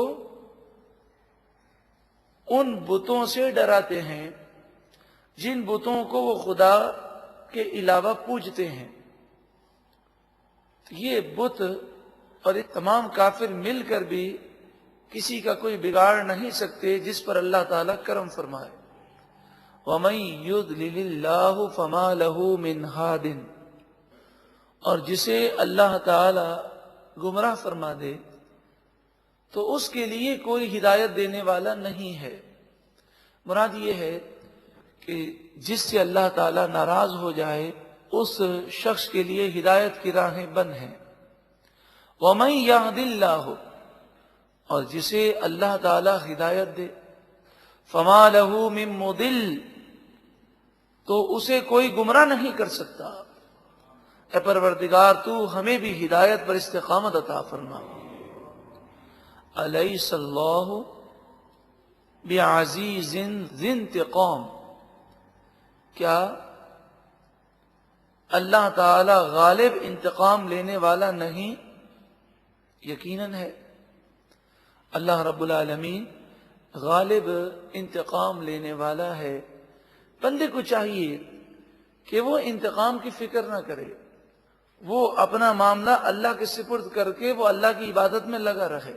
کسی قسم کا ذہن پر ٹینشن اور پریشانی کو لاحق نہ کرے، وہ اللہ پر بھروسہ کرے. کیونکہ زندگی بہت مختصر ہے، بڑی تیزی کے ساتھ ایام گزر رہے ہیں. وہ اپنا معاملہ جب اللہ کے سپرد کر دے گا تو اطمینان کے ساتھ وہ اللہ کی عبادت کر سکے گا. اللہ رب العالمین ہمیں توکل عطا فرمائے، اعتماد اور بھروسہ عطا فرمائے. وَلَئِن سَأَلْتَهُمْ، اور اگر آپ ان مشرکین مکہ سے پوچھیں، من خلق السماوات والارض، آسمان و زمین کو کس نے پیدا کیا؟ لَيَقُولُنَّ اللَّهُ، ضرور بضرور وہ کہیں گے اللہ نے بنایا. قل، اے محبوب آپ فرمائیے، افرأیتم ما تدعون من دون اللہ، ذرا بتاؤ اللہ کو چھوڑ کر تم جن بتوں کی پوجا کرتے ہو. ان ارادنی اللہ بضر هل ہن کاشفات ضرہ، کہ ذرا تم مجھے بتاؤ جن بتوں کی تم پوجا کرتے ہو، اگر اللہ تعالیٰ کوئی پریشانی مجھے دینا چاہے تو کیا وہ یہ بت میری پریشانی کو دور کر سکتے ہیں؟ او ارادنی برحمت، یا اللہ تعالیٰ مجھ پر رحمت نازل فرمانا چاہے، هل ہن ممسکات رحمتی، کیا یہ بت اللہ کی دی ہوئی رحمت کو روک سکتے ہیں؟ اس طریقے سے انہیں سمجھایا گیا کہ سمجھ جاؤ یہ بت پرستی تمہیں کام نہیں آئے گی. اللہ کی فرمانبرداری کرو، اس کے بھیجے ہوئے رسول کا کہنا مانو. اگر اللہ تعالیٰ راضی ہو جائے گا تو ساری دنیا کے لوگ مل کر بھی کچھ نقصان نہیں پہنچا سکتے، اور اگر اللہ تعالیٰ کوئی آزمائش ڈالے، کوئی امتحان میں مبتلا کرے تو کوئی اس آزمائش کو دور نہیں کر سکتا. قل، اے محبوب آپ فرمائیے، حسبی اللہ، مجھے اللہ کافی ہے. علیہ یتوکل المتوکلون، اسی پر بھروسہ کرنے والوں کو بھروسہ کرنا چاہیے. یہاں پر آپ دیکھیں، جب ہم اللہ کے نیک بندوں، فرشتوں یا ولیوں کا ذکر کرتے ہیں تو پہلی بات تو آپ سمجھ لیجئے کہ اللہ کے سوا کوئی معبود نہیں ہے، صرف اللہ ہی الہ ہے، معبود ہے، خدا ہے، حقیقی مالک ہے. اور انبیاء ہوں، اولیاء ہوں یا فرشتے ہوں، یہ جو کچھ عطا کرتے ہیں وہ بإذن اللہ ہے، اور یہ اسی صورت میں دیتے ہیں کہ جب اللہ تبارک و تعالی کی اجازت ہو، اذن ہو. جب کوئی شخص اللہ کا نافرمان ہو اور اللہ تعالیٰ کسی پر غضب کرنا چاہیں تو فرشتے، اولیاء اور انبیاء وہ اللہ کی بارگاہ میں دعا کرتے ہیں. رب العالمین نیک بندوں کی دعاؤں پر کرم فرما دے، یہ اس کی مشیت ہے، یہ اس کی مرضی ہے. کہ تقدیر کے فیصلے چینج ہو جائیں اور اللہ کے نیک بندوں کی دعاؤں کے صدقے میں جو ڈوبنے والا ہو اس کا بیڑا پار ہو جائے، مگر کرنے والا وہی ہے اللہ تعالیٰ۔ یہ اولیاء، انبیاء اور فرشتے ذریعہ اور وسیلہ ہیں کہ فرشتے اللہ کے نیک بندوں کے لیے دعائیں کرتے ہیں۔ دعا مومن کا ہتھیار ہے، دعا تقدیر کو بدل دیتی ہے، احادیث میں موجود ہے۔ ہماری دعاؤں کے مقابلے میں اللہ کے نیک بندوں کی دعائیں، فرشتوں، اولیاء اور انبیاء کی دعائیں وہ زیادہ مقبول ہوتی ہیں۔ تو جب کوئی شخص اللہ کے نیک بندے سے لو لگاتا ہے اور ان سے یہ کہتا ہے کہ آپ میری مدد کیجئے، تو عقیدہ یہی ہونا چاہیے اور یہی ہوتا ہے کہ حقیقی کرنے والا صرف اور صرف اللہ تعالیٰ ہے۔ یہ ذریعہ ہیں، وسیلہ ہیں، اور یہ ایک طرح سے ذریعہ اس طور پر بھی ہیں کہ اللہ کے نیک بندے دعا کرتے ہیں اور اللہ تعالیٰ ان کی دعاؤں کے صدقے میں ہم کمزوروں پر رحم فرماتا ہے اور اپنا فضل نازل فرماتا ہے۔ بندہ اسباب اختیار کرے، کوشش کرے، مگر اس بات پر عقیدہ رکھے کہ میرے کرنے سے کیا ہوتا ہے، جو منظور خدا ہوگا وہی ہوگا۔ انسان کو اپنے اسباب سے زیادہ مسبب الاسباب پر نظر رکھنی چاہیے۔ قل، اے محبوب آپ فرمائیے، یا قوم اعملوا علی مکانتکم، اے میری قوم تم اپنی جگہ عمل کرتے رہو، انی عامل، بے شک میں عمل کرنے والا ہوں، فسوف تعلمون، پھر عنقریب تم جان لوگے۔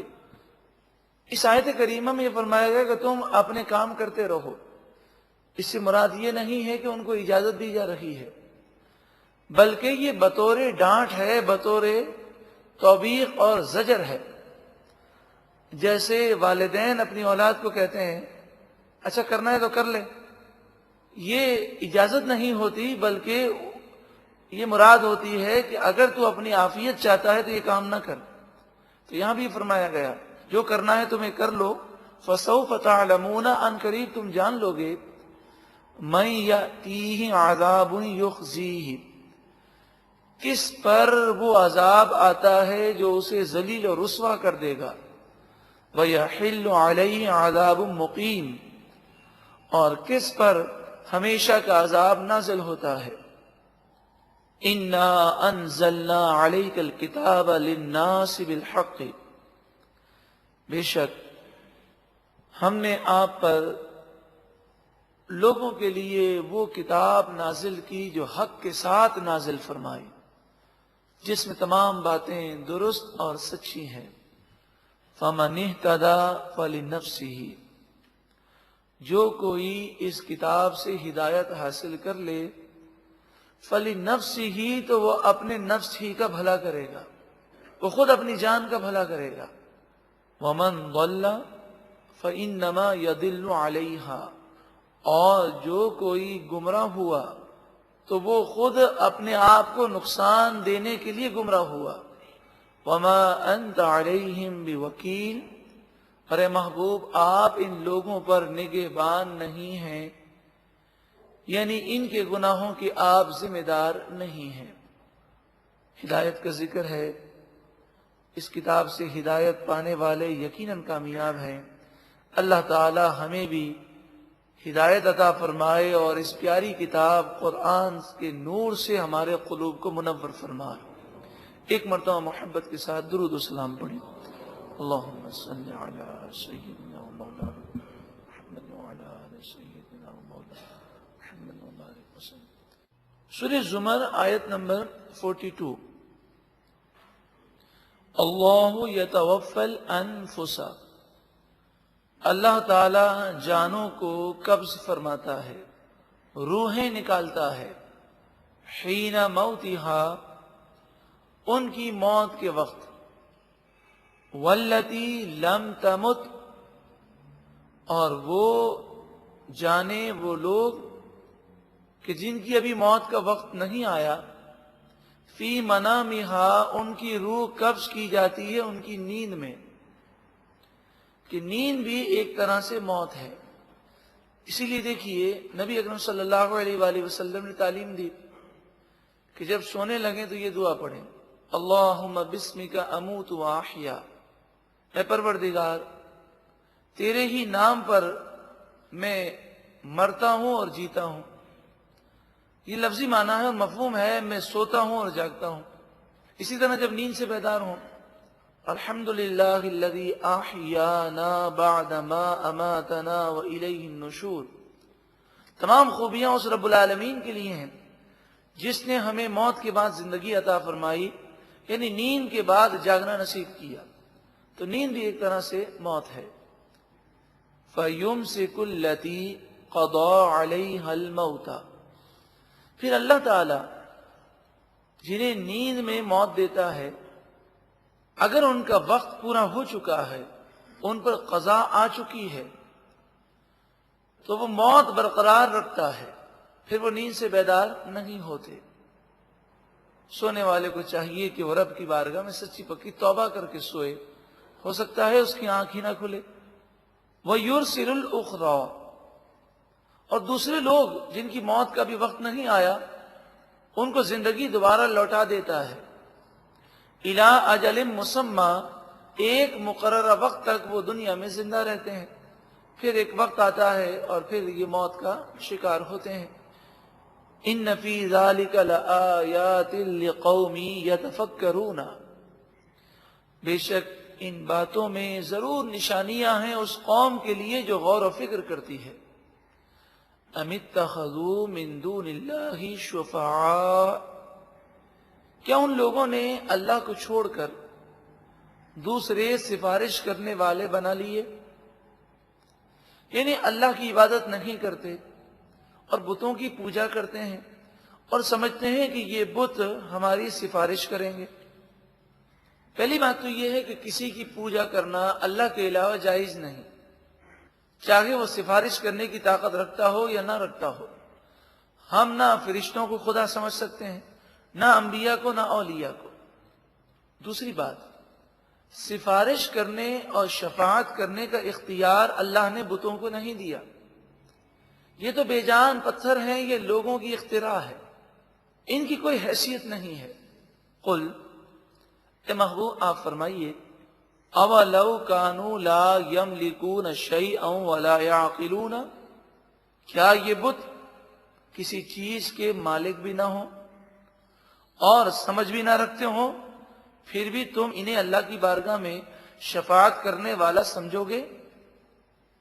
قل، اے محبوب آپ فرمائیے، للہ الشفاعۃ جمیعا، تمام شفاعتیں اللہ ہی کے پاس ہیں، یعنی جسے چاہے گا اسے سفارشی بنائے گا، شفیع بنائے گا، شفاعت کرنے کا اختیار دے گا۔ تو اللہ تعالیٰ نے ان بتوں کو اختیار نہیں دیا، اور جسے اختیار دیا اسے بھی ہم خدا نہیں سمجھ سکتے۔ وہ اللہ کے مقبول بندے ہیں اور وہ اللہ کو مجبور نہیں کر سکتے۔ یہ تو اللہ کی مرضی اور مشیت ہے کہ دنیا کے اندر لوگوں نے ان اللہ کے نیک بندوں کی قدر کو نہ جانا، تو کل بروز قیامت جب نفسا نفسی کا عالم ہوگا تو اس وقت اللہ تبارک و تعالی ان نیک بندوں کے مقام و مرتبے کو دکھائے گا، تاکہ جو دنیا میں نہ مانتے تھے وہ قیامت میں مان جائیں کہ حقیقی طور پر عزت والے تو یہی لوگ ہیں کہ جن کی آج شفاعت چل رہی ہے، جن کی سفارش قبول کی جا رہی ہے۔ لہو ملک السماوات والارض، اللہ ہی کے لیے آسمان و زمین کی بادشاہت ہے۔ ثم الیہ ترجعون، پھر اسی کی طرف تم لوٹائے جاؤ گے۔ جو اللہ کی محبت سے دور ہیں ان میں ایک بہت بڑی برائی پائی جاتی ہے کہ جب اللہ کا ذکر ان کے سامنے کیا جائے تو وہ گھبراہٹ محسوس کرتے ہیں، گناہوں میں بڑی لذت آتی ہے، گناہوں میں پوری پوری رات گزر جائے انہیں پرواہ نہیں ہوتی، اور جب اللہ کی عبادت کے لیے کھڑے ہوتے ہیں تو ان کے لیے 3 منٹ کا قیام بھی بھاری ہوتا ہے، 5 منٹ کی نماز بھی بھاری ہوتی ہے۔ ایسا کیوں ہوتا ہے؟ اس لیے کہ ان کے دل میں اللہ کی محبت جیسی ہونی چاہیے ویسی نہیں ہوتی۔ خیر، یہاں تو مشرکین کا ذکر ہے، لیکن مسلمانوں کو سوچنا چاہیے کہ جب دین کی باتیں ہوں، اللہ اور اس کے رسول کی باتیں ہوں، جب بندہ اللہ کی عبادت کر رہا ہو تو اس میں تو ایسی لذت ملنی چاہیے کہ بندہ یہ خیال کرے کہ اگر میرے دنیاوی مشاغل نہ ہوتے تو میں مزید اپنی عبادت کو لمبا کرتا، یعنی اس کا دل اللہ کے ذکر سے نہ بھرے۔ وَإِذَا ذُكِرَ اللَّهُ وَحْدَهُ، اور جب اللہ کی یاد کی جائے اکیلے، یعنی بتوں کا ذکر نہ کیا جائے اور یہ کہا جائے کہ وہ وحدہ لا شریک ہے، وہ اکیلا خدا ہے، وہ اکیلا معبود ہے۔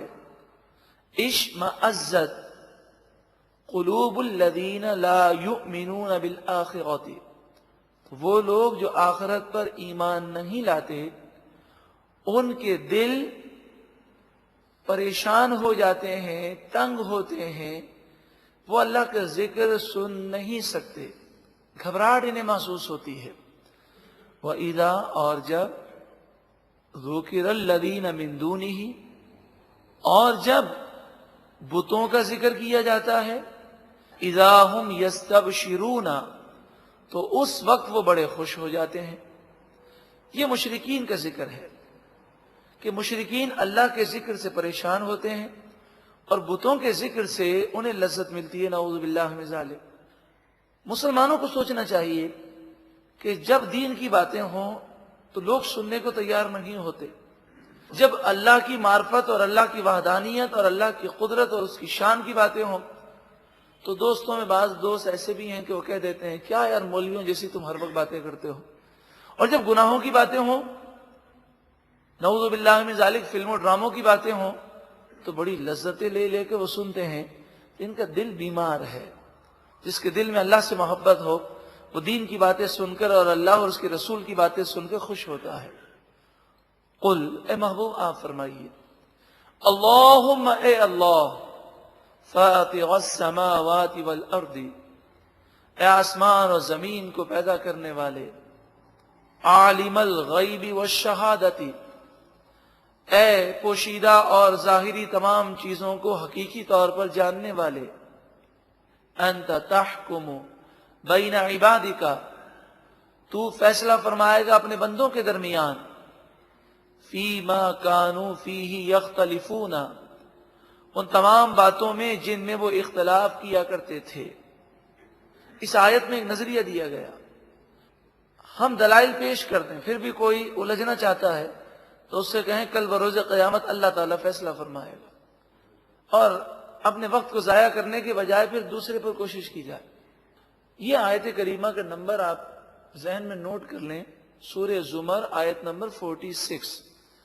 اعلیٰ حضرت امام اہل سنت امام احمد رضا علیہ الرحمہ کے خلیفہ صدر الافاضل مولانا نعیم الدین مراد آبادی علیہ الرحمہ اپنی تفسیر خزائن العرفان میں اس آیت کے تحت لکھتے ہیں، ابن مسبب فرماتے ہیں کہ جو اس آیت کو پڑھ کر دعا مانگے اللہ تعالیٰ اس کی دعا فوراً قبول فرمائے گا۔ قل اللہم فاطر السماوات والارض عالم الغیب والشہادت انت تحکم بین عبادک فیما کانوا فیہ یختلفون، اے پروردگار آج تک ہم نے جتنی دلی جائز تمنائیں، دعائیں اور آرزویں کی ہیں، آئندہ کریں گے، ان میں سے جو ہمارے حق میں بہتر ہو سب قبول و منظور فرما۔ وَلَوْ أَنَّ لِلَّذِينَ ظَلَمُوا مَا فِي الْأَرْضِ جَمِيعًا، اور وہ لوگ جنہوں نے ظلم کیا، گناہ کیے، کفر و شرک اختیار کیا، اگر ان کے لیے ساری زمین کی دولت ہو، ما فی الارض جمیعا، جو کچھ زمین میں ہے سب کا سب انہی کا ہو، وَمِثْلَهُ مَعَهُ، اور جو کچھ زمین میں ہے وہ بھی ان کا ہو، ایسا اور بھی ان کے پاس ہو، یعنی ساری دنیا کی دولت سے دگنی دولت ان کے پاس ہو، تو آج تو وہ اللہ کی نافرمانی کرتے ہیں اور کہتے ہیں کہ دنیا ہمارا پیچھا نہیں چھوڑتی، لیکن جب وہ اللہ کے عذاب کو دیکھیں گے لَفْتَدَوْا بِهِ، ضرور اگر اتنی دولت ہوتی تو سب عذاب سے جان چھڑانے کے لیے وہ دے دیتے، فدیے میں پیش کرتے، من سوء العذاب یوم القیامت، قیامت کے دن برے عذاب سے بچنے کے لیے وہ سب کچھ پیش کرنے کو تیار ہو جاتے.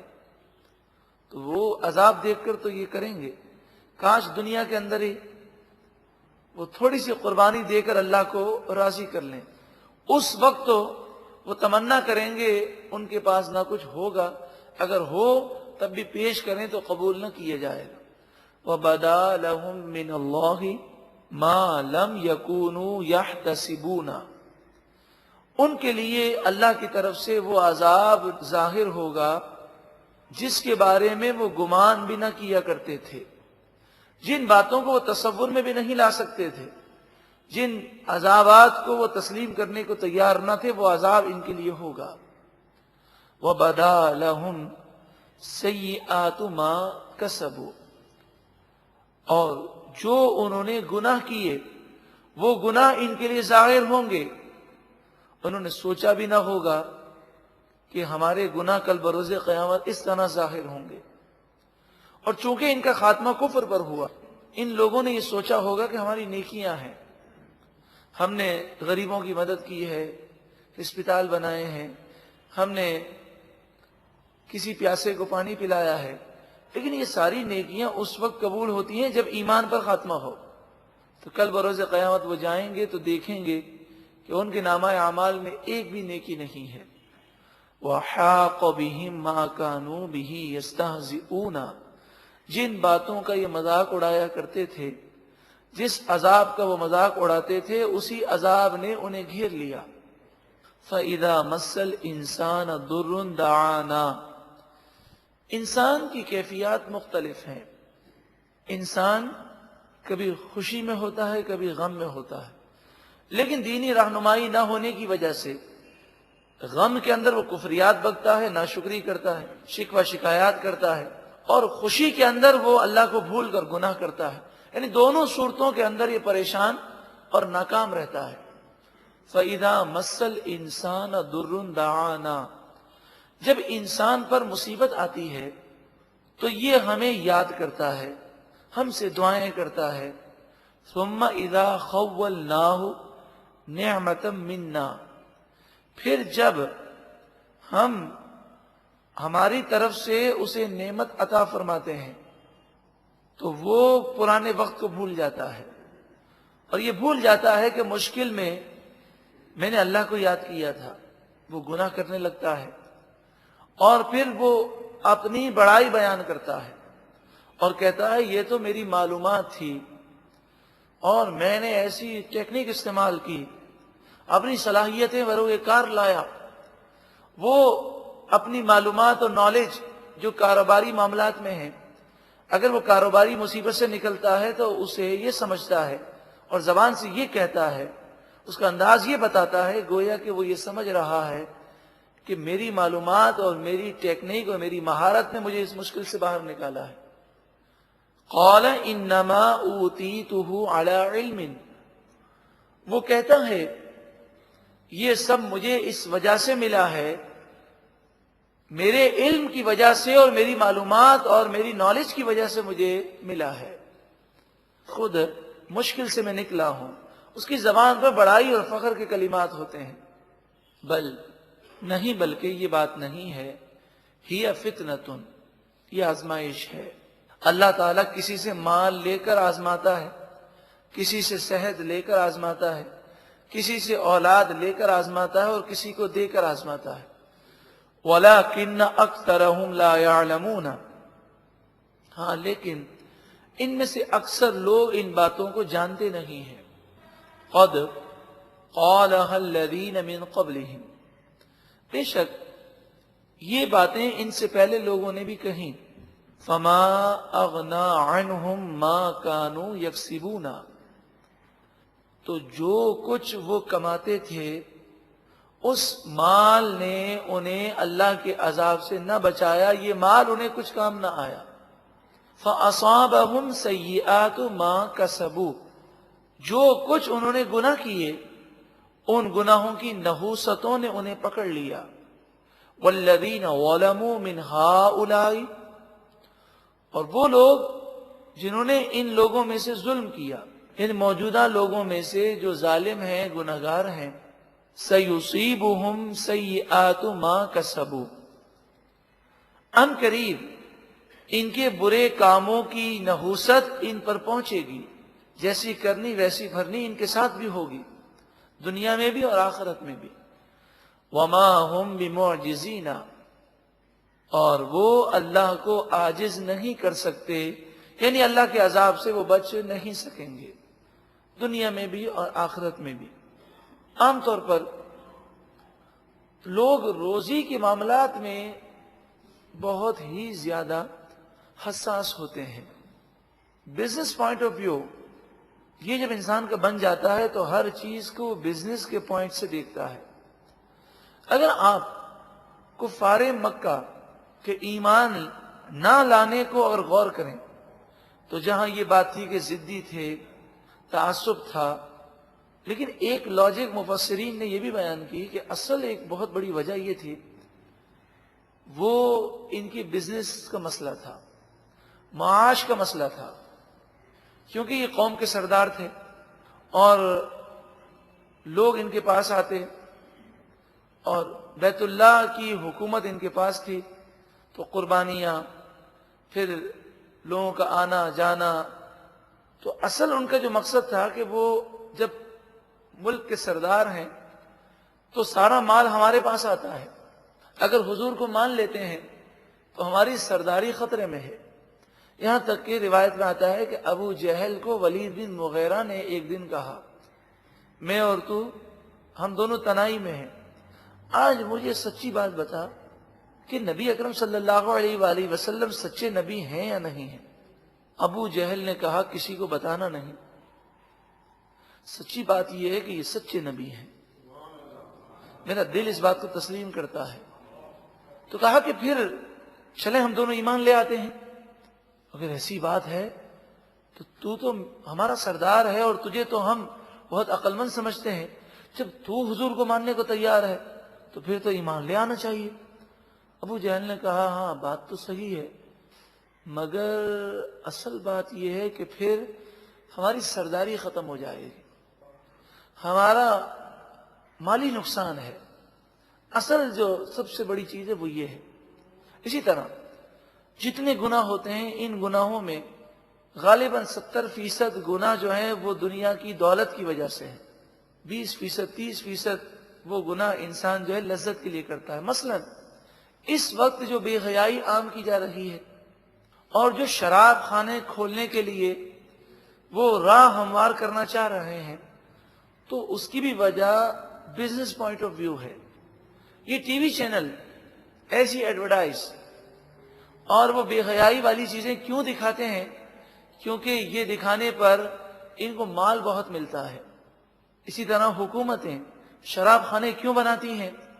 کہ لوگ شراب خانوں میں آ کر وہ ٹیکس بھی بہت زیادہ دیتے ہیں اور اپنی دولت کو برباد بھی بہت زیادہ کرتے ہیں، کہ ایک ایسی چیز ہے کہ جس کے اندر انسان جتنا پیے وہ کم ہے، تو دنیا کی دولت کی خاطر وہ آخرت کو تباہ کر رہے ہیں۔ اسی طرح آپ دیکھیں اخبارات میں جو اشتہارات آتے ہیں یا سائن بورڈوں پر جو بے حیائی پھیلائی جاتی ہے، اس کا سب سے بڑا مقصد بزنس پوائنٹ آف ویو ہے کہ لوگ جب ایسی گندی تصویر کو غور سے دیکھیں گے تو سائیڈ میں ہمارا اعلان بھی پڑھ لیں گے۔ بے حیائی کے ذریعے جو مال حاصل کیا جائے وہ مال دنیا میں بھی تباہی اور آخرت میں بھی تباہی ہے۔ اللہ تعالیٰ ایسی گندے مال سے ہم سب کو محفوظ فرمائے۔ تو فرمایا دنیا کی دولت کوئی بہت بڑا کمال نہیں ہے، اللہ چاہے تو روزی بند کر دے اور چاہے تو روزی دے دے۔ اگر تم اللہ کی فرما برداری کرو تو جو روزی لکھی ہے وہ تمہیں ضرور ملے گی، اس میں ایک پائی کی کمی نہیں ہوگی۔ امام غزالی علیہ رحمہ فرماتے ہیں جو مال لکھ دیا گیا وہ جب تک مل نہ جائے اس سے پہلے موت نہیں آئے گی، اور جو نہیں لکھا گیا چاہے وہ کتنے ہی حرام ذرائع اختیار کر لے، بالفرض اس نے 1 کروڑ روپے کما لیے اور اس کے نصیب میں یہ کروڑ روپے نہیں لکھے تو 2 کروڑ کا اسے نقصان ہو جانا ہے، 1 کروڑ کا نقصان ہو جانا ہے، مقدمہ بازیوں میں، بیماریوں میں، پریشانیوں میں۔ ایک بھائی نے مجھے بتایا کہ وہ حرام ذرائع اختیار کرتے تھے. وہ کہتے ہیں میرے بچے اکثر بیمار رہتے. الحمدللہ جب سے میں نے حرام کاموں کو چھوڑا ہے اللہ تبارک و تعالی نے کرم کر دیا اور گھریلو پریشانیاں دور ہو گئیں. تو حرام مال پھر ایسی چیزوں میں نکل جاتا ہے. اولم یعلموا ان اللہ یبسط الرزق لمن یشاء ویقدر، کیا وہ جانتے نہیں بے شک اللہ تعالی جس کے لیے چاہے روزی کشادہ فرمائے اور جس کے لیے چاہے تنگ فرما دے. ان فی ذلک لآیات لقوم یؤمنون، بے شک ان تمام باتوں میں ضرور اس قوم کے لیے نشانیاں ہیں کہ جو ایمان لاتی ہے. سورہ زمر کی آیت نمبر 53، یہ آیت کریمہ ہم جیسے گناہ گاروں کو جھما دینے والی آیت کریمہ ہے. دل جھوم جاتا ہے اور اللہ کی رحمت پر ایمان اور مضبوط ہوتا ہے. قل، اے محبوب آپ فرمائیے، یا عبادی الذین اسرفوا علی انفسہم، اے میرے وہ بندوں جنہوں نے گناہ کر کے اپنی جانوں پر زیادتی کی، ظلم کیا.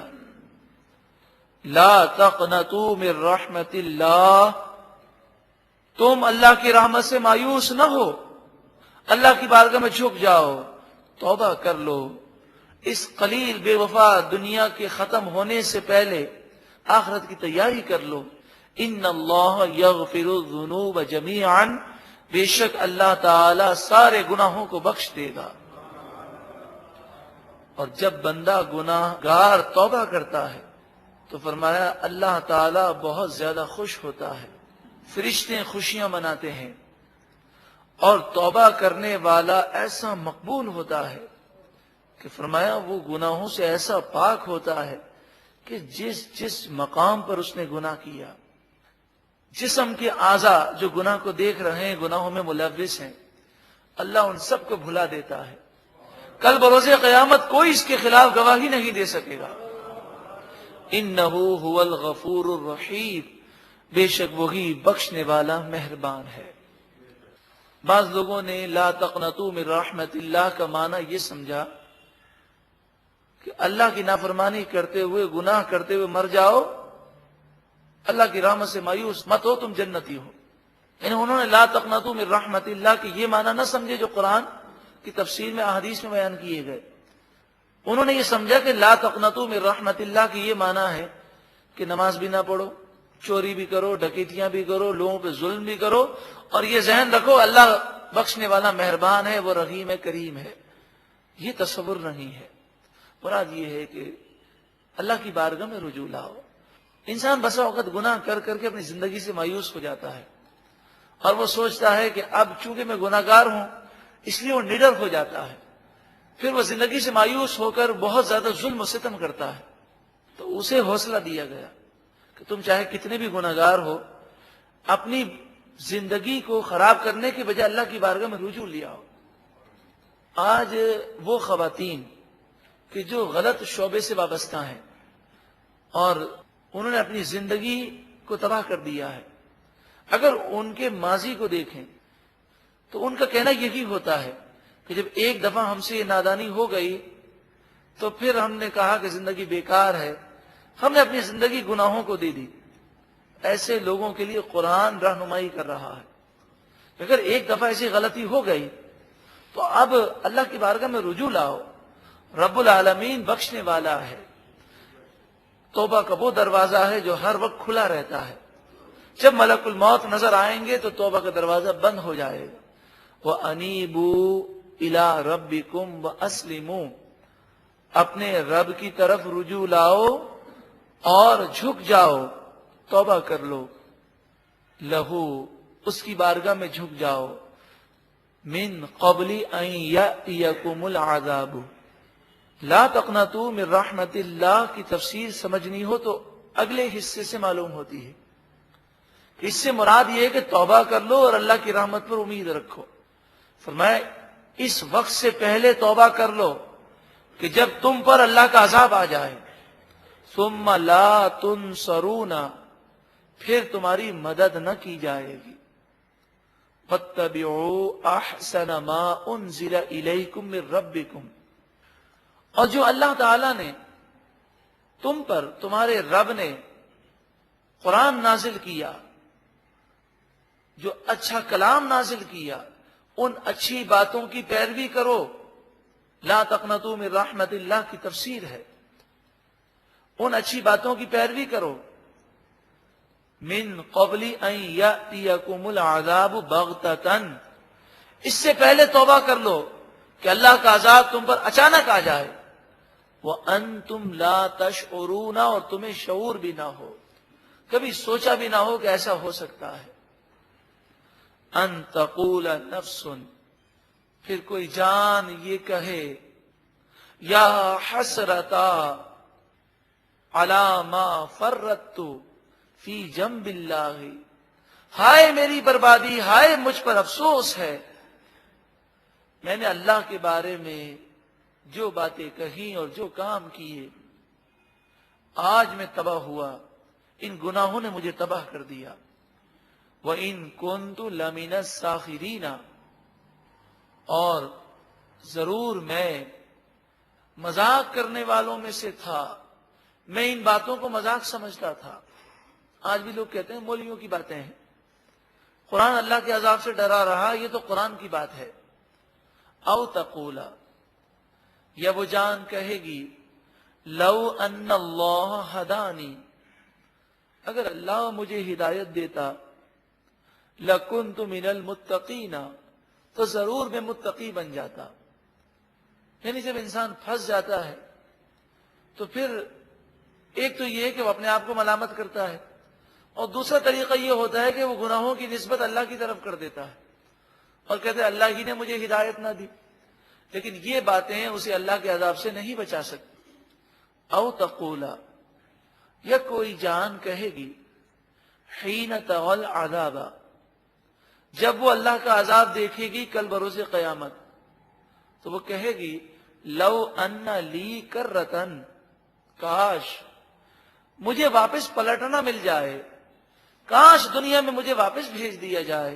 فَأَكُونَ مِنَ الْمُحْسِنِينَ، تو میں نیکوکاروں میں ہو جاؤں گا، اب کبھی گناہ نہیں کروں گا.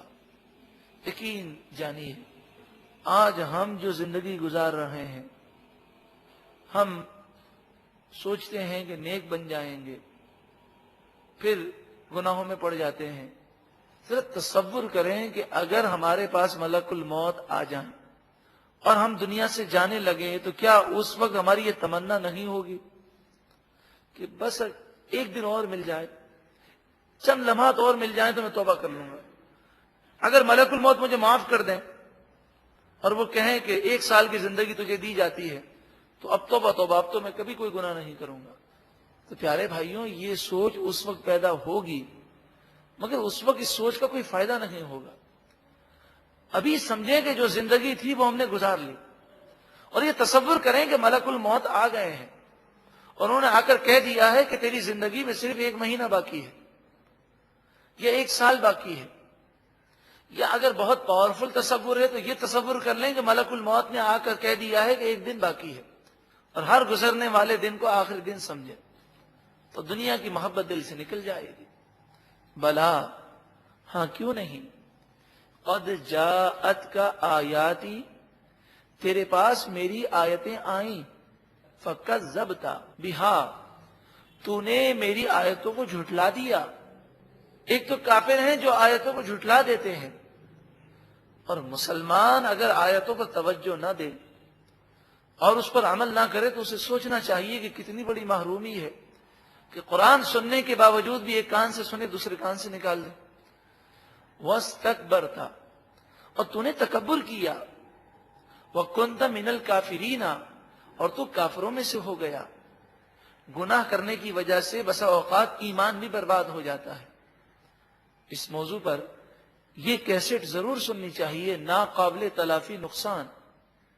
وہ یوم القیامت، قیامت کے منظر کو بیان کیا گیا. فرمایا اور قیامت کے دن تغل الذین کذبوا علی اللہ، تو دیکھے گا ان لوگوں کو جنہوں نے اللہ پر جھوٹ باندھا. ایک تو کافر ہیں جو اللہ پر جھوٹ باندھتے ہیں، اور بسا اوقات انسان مسلمان ہو کر بھی اللہ پر جھوٹ باندھتا ہے۔ مثلا وہ یہ کہتا ہے کہ چاہے میں کچھ بھی گناہ کروں، بس ہم تو ڈائریکٹ جنتی ہیں، ہماری تو پکڑ ہو ہی نہیں سکتی۔ یا وہ فرائض کا انکار کرتے ہیں، جو چیز گناہ ہے اسے گناہ نہیں مانتے، اور کہتے ہیں اللہ نے کہیں ایسی بات نہیں کہی، رسول اللہ نے کہیں نہیں فرمایا، یہ مولویوں کی باتیں ہیں۔ تو جو فرض کا انکار کرے، واجب کا انکار کرے، یا حرام قطعی کو حلال جانے، تو وہ تو بہت ہی بدنصیب شخص ہے۔ تو ان کے چہرے تم دیکھو گے، وجوہہم مسودہ، ان کے چہرے کالے ہو گئے ہوں گے، گناہوں کی نحوستیں کل بروز قیامت چہروں پر ظاہر ہوں گی۔ الیس فی جہنم مثوی للمتکبرین، کیا جہنم میں متکبر لوگوں کا ٹھکانہ نہیں؟ یقیناً ہے۔ تو تکبر نہ کریں، اللہ کی بارگاہ میں جھک جائیں، اور اپنے آپ کو کمتر اور حقیر سمجھیں، اللہ کے عذاب سے ڈر جائیں۔ وَيُنَجِّ اللَّهُ الَّذِينَ اتَّقَوْا بِمَفَازَتِهِمْ، اللہ رب العالمین متقی لوگوں کو نجات دے گا۔ کل بروز قیامت وہ عیش میں ہوں گے، سکون میں ہوں گے، چین میں ہوں گے۔ بِمَفَازَتِهِمْ، ان کی نجات کی جگہ پر، ان کی کامیابی کی جگہ پر انہیں کامیابی دی جائے گی، وہ جنت ہے۔ لا یمسہم السوء، انہیں کوئی برائی نہیں پہنچے گی، کوئی مصیبت نہیں پہنچے گی۔ ولا ہم یحزنون، اور وہ غمگین بھی نہیں ہوں گے۔ دونوں راستے ہیں، تقوی اختیار کر کے یہ پیارا راستہ، نجات کا راستہ اختیار کر لیجئے۔ اللہ خالق کل شیء، اللہ تعالی ہر چیز کو پیدا کرنے والا ہے۔ وَهُوَ عَلَى كُلِّ شَيْءٍ وَكِيلٌ، اور وہی ہر چیز پر نگہبان ہے، ہر چیز کو جاننے والا اور اس کی حفاظت کرنے والا وہی ہے۔ لَهُ مَقَالِيدُ السَّمَاوَاتِ وَالْأَرْضِ، آسمان و زمین کی کنجیاں اسی کے پاس ہیں، وہ جسے چاہے جتنا دینا چاہے عطا فرمائے، کوئی اس سے چھین نہیں سکتا، اور اس کی مرضی کے بغیر کوئی حاصل نہیں کر سکتا، اس کی مشیت کے بغیر کوئی کچھ نہیں پا سکتا۔ والذین کفروا بآیات اللہ، اور وہ لوگ جنہوں نے اللہ کی آیتوں کا انکار کیا، اولئک هم الخاسرون، یہی لوگ نقصان اٹھانے والے ہیں۔ ایک مرتبہ محبت کے ساتھ درود و سلام پڑھیں۔ سورہ زمر کی آیت نمبر 64-64۔ قل، اے محبوب آپ فرمائیے، افغیر اللہ تأمرونی اعبد ایھا الجاہلون، اے جاہلوں تم مجھے حکم دیتے ہو کہ میں اللہ کو چھوڑ کر بتوں کو پوجوں؟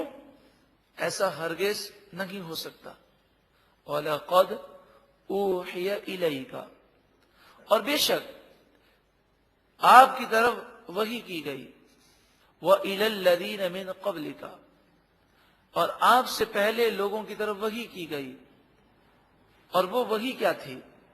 لَإِنْ أَشْرَكْتَ، اے لوگوں، اے سننے والے، اگر تو نے شرک کیا، اللہ کے مد مقابل کسی کو ٹھہرایا، کسی کو معبود سمجھا، کسی کو الہ سمجھا، کسی کو خدا سمجھا، لَيَحْبَطَنَّ عَمَلُكَ، ضرور بضرور تیرے اعمال برباد ہو جائیں گے۔ تو فلاحی اور رفاہی کام، غریبوں کی ہمدردی، یہ کوئی کام نہیں آئے گا۔ اگر ایمان نہیں تو ایمان کے بغیر تمام نیکیاں بیکار ہیں۔ وَلَتَكُونَنَّ مِنَ الْخَاسِرِينَ، اور تم ضرور بضرور نقصان اٹھانے والوں میں سے ہو جاؤ گے۔ بَلِ اللَّهَ فَاعْبُدْ، بلکہ تم صرف اللہ ہی کی عبادت کرو۔ وَكُن مِّنَ الشَّاكِرِينَ، اور شکر گزار لوگوں میں سے ہو جاؤ۔ ہم ایک جملہ کہتے ہیں، یا اللہ تیرا شکر ہے، الحمدللہ کہہ دیتے ہیں، اور عام طور پہ لوگوں کا ذہن یہ ہے کہ ہم نے ایک دفعہ الحمدللہ کہہ دیا یا اللہ تیرا شکر ہے کہہ دیا تو ہم نے شکر کا حق ادا کر لیا. عام طور پر لوگوں کے ذہن یہی ہے. یہ بھی شکر ہے، لیکن شکر کی جو اصلیت ہے وہ قرآن و حدیث میں یہ ہے کہ جس رب نے نعمتیں دی ہیں اس کی بندہ فرما برداری کرے. یہ شکر کی جان ہے. جو احسان کر رہا ہے اسی کا کہنا نہ مانے تو نہ شکرا ہے. وما قدر اللہ حق قدرہ، ان کافروں نے اللہ کی قدر نہ جانی جیسا کہ جاننی چاہیے. انہوں نے کہا کہ اتنی بڑی کائنات اللہ نے بنا تو لی، نعوذ باللہ من ذالک، اب وہ چلا نہیں سکتا، تو اس نے اپنے نظام کو ڈیوائیڈ کیا اور ہمارے ان بتوں کو الگ الگ نظام دیا. مسلمان یہ عقیدہ رکھتا ہے کہ اللہ تعالیٰ نے نظام دیا، فرشتوں کو دیا، اولیاء کو دیا، انبیاء کو دیا، اختیارات دیے. لیکن مسلمان کے عقیدے میں، مشرکوں کے عقیدوں میں جو بہت بڑا فرق ہے وہ یہ ہے کہ مسلمان یہ کہتے ہیں کہ اللہ تعالیٰ کسی کا محتاج نہیں ہے. اس نے فرشتوں کو جو نظام دیا ہے وہ اس کی مرضی مشیت ہے، وہ فرشتوں کا بھی محتاج نہیں. اور کافر یہ کہتے ہیں کہ ہمارے بتوں کو نظام دیا، تو جھوٹ بولتے ہیں. اور دوسرا یہ کہتے ہیں اس لیے یہ نظام دیا کہ اللہ تعالیٰ اتنی بڑی کائنات کو چلا نہیں سکتا. اللہ تعالیٰ کو وہ عاجز اور بے بس سمجھتے ہیں. وما قدر اللہ حق قدرہ، ان کافروں نے اللہ کی قدر اور اللہ کی عظمت کو نہ جانا جیسا کہ جاننا چاہیے تھا. والارض جميعا قبضته يوم القيامة والسماوات مطويات بيمينه، کل بروز قیامت اللہ تعالی تمام زمینوں، تمام آسمانوں کو اپنی قدرت سے سمیٹ لے گا اور یہ زمین و آسمان فنا ہو جائیں گے. وہ سب کچھ کرنے پر قادر ہے. سبحانہ، پاکی ہے اسی کو. وتعالی عما یشرکون، وہ جو شرک کرتے ہیں، یعنی جن بتوں کو وہ خدا کے برابر ٹھہراتے ہیں، انہیں خدا سمجھتے ہیں، الہ سمجھتے ہیں، معبود سمجھتے ہیں، اللہ تعالیٰ ان تمام باتوں سے پاک ہے، بلند و بالا ہے. اب قیامت کی ہولناکیوں کا ذکر ہے. وَنُفِخَ فِي الصُّورِ، سور میں پھونکا جائے گا، یعنی پہلی سور پھونکی جائے گی. فَصَعِقَ، پس بے ہوش ہو جائیں گے، مر جائیں گے. مَن فِي السَّمَاوَاتِ وَمَن فِي الْأَرْضِ، جو بھی آسمانوں میں ہے اور جو بھی زمین میں ہے، سب کو فنا ہے، سب کو موت ہے.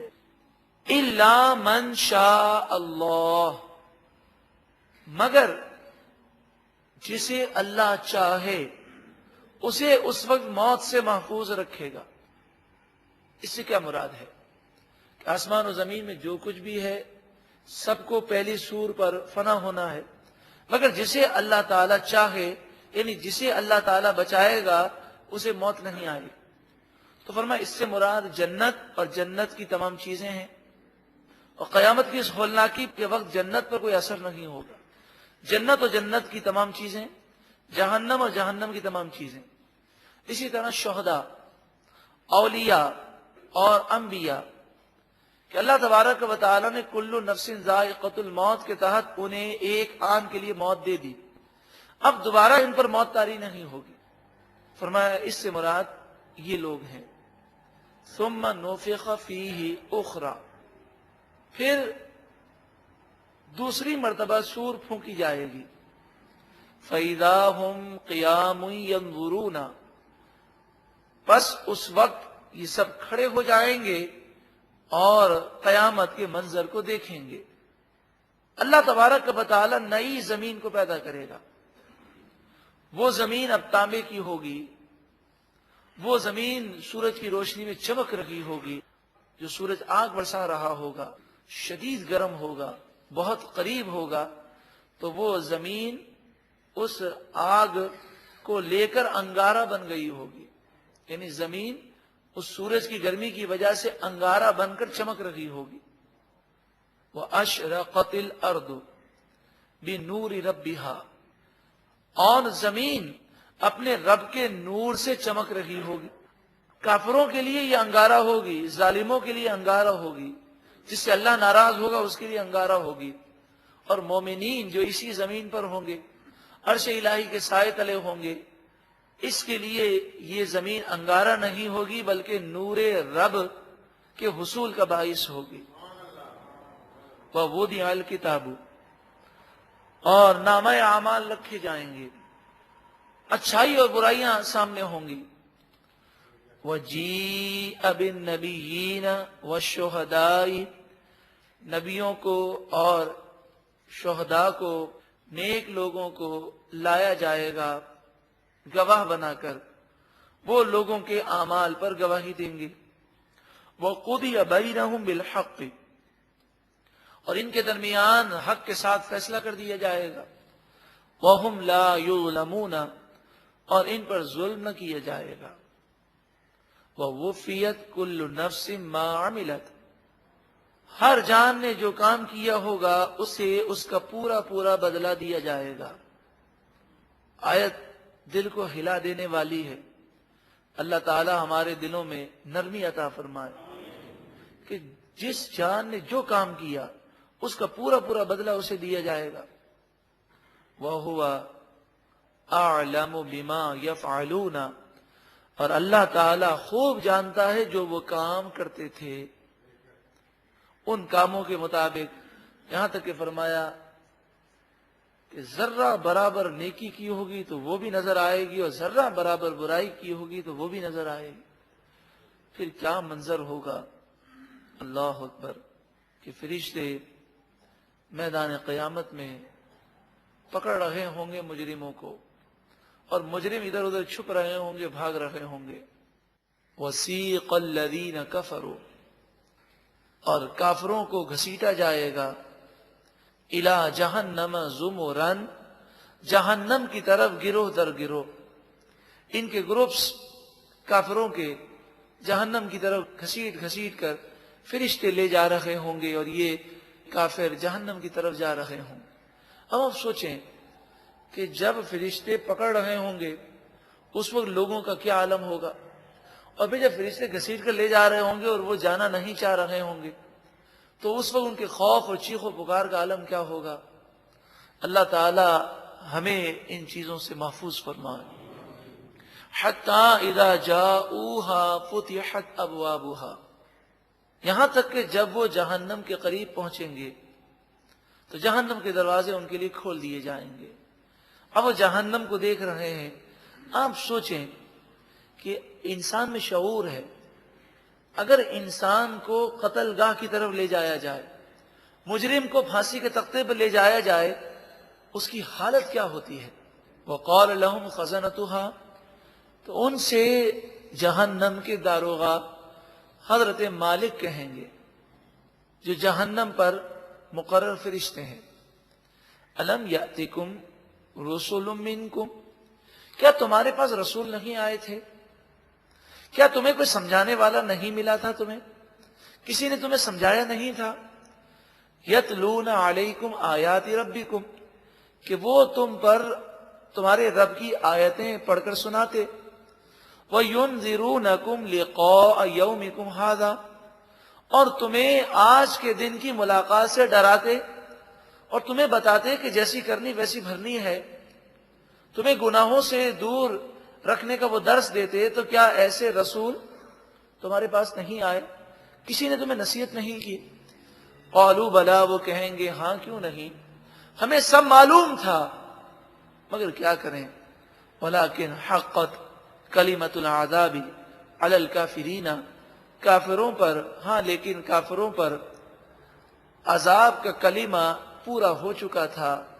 ہم نے گناہ ایسے کیے کہ ہمارے نصیب خراب ہو گئے اور اللہ تعالی ہم سے ناراض ہو گیا اور ہمیشہ کے لیے ہم پر تباہی تھی، اس لیے ہم نے نصیحتوں کو قبول نہیں کیا۔ قیل ادخلوا ابواب جہنم، ان سے کہا جائے گا جہنم کے دروازوں میں داخل ہو جاؤ۔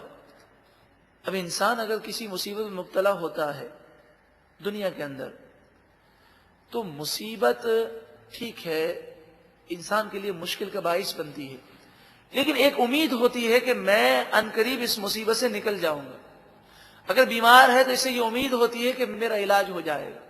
یہاں تک اگر ڈاکٹر لا علاج کہہ دیں تب انسان یہ کہتا ہے کہ اللہ تعالیٰ کریم ہے، ہو سکتا ہے رب العالمین کرم کر دے اور مجھے شفا مل جائے.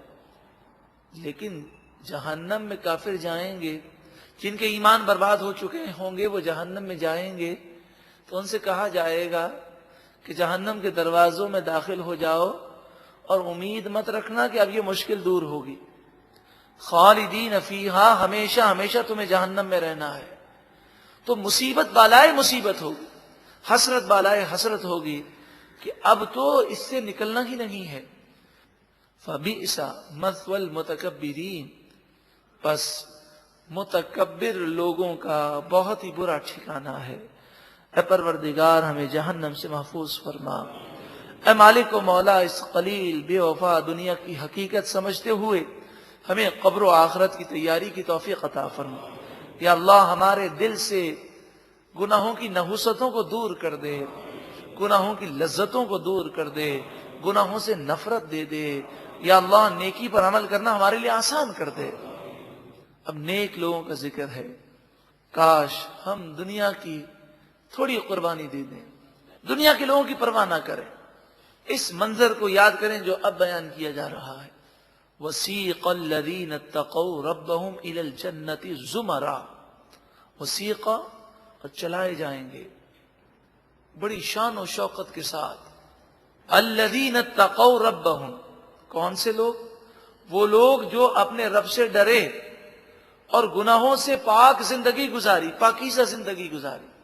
الی الجنۃ زمرا، وہ جنت کی طرف گروہ در گروہ چلیں گے اپنے بزرگان دین کے ساتھ. کسی کو حضرت عمر سے محبت ہوگی تو وہ حضرت عمر کے پیچھے جنت میں جائے گا. کسی کو غوث اعظم سے محبت ہوگی تو وہ غوث اعظم کے گروہ میں ہوگا. کسی کو مجدد الف ثانی سے محبت ہوگی تو وہ ان کے ساتھ ہوگا. اور ہم تو الحمدللہ اللہ کا کرم ہے کہ مومن جو ہے وہ ہر ایک سے محبت کرتا ہے، اللہ کے نیک بندے سے. انبیاء سے بھی محبت ہے، صحابہ سے بھی محبت ہے، اور صالحین سے بھی محبت ہے. اور ہم تو یہ کہتے ہیں میرا سب کچھ آپ پر قربان ہے یا رسول اللہ. تو رسول اللہ سے جو محبت کرے اور حضور کی محبت میں وہ گناہوں کو چھوڑ دے، وہ کہ میرے لیے آئیڈیل رسول اللہ ہے. جب رسول اللہ فرما دیں تو نہ میں اپنے ماں باپ کو دیکھوں گا، نہ اپنی اولاد کو دیکھوں گا، نہ دنیا کو دیکھوں گا. اور رسول اللہ کا یہ حکم ہے، میری جان حضور پر قربان ہے، تو پھر انشاءاللہ وہ سرکار کے قدموں سے وابستہ ہو کر جنت الفردوس میں حضور کے پیچھے پیچھے داخل ہوگا. حتیٰ یہاں تک کہ اذا جاؤہا، یہ جب جنت کے قریب پہنچیں گے، وفتحت ابوابہا، اور جنت کے دروازے کھولے جائیں گے. اللہ اکبر، جنت کے نظارے دیکھ رہے ہوں گے. آپ سوچیں کہ جب وہ وہاں سے چلے ہوں گے اور جنت کی طرف جا رہے ہوں گے تو لمحہ با لمحہ ان کے لیے کتنا خوشی کا عالم ہوگا.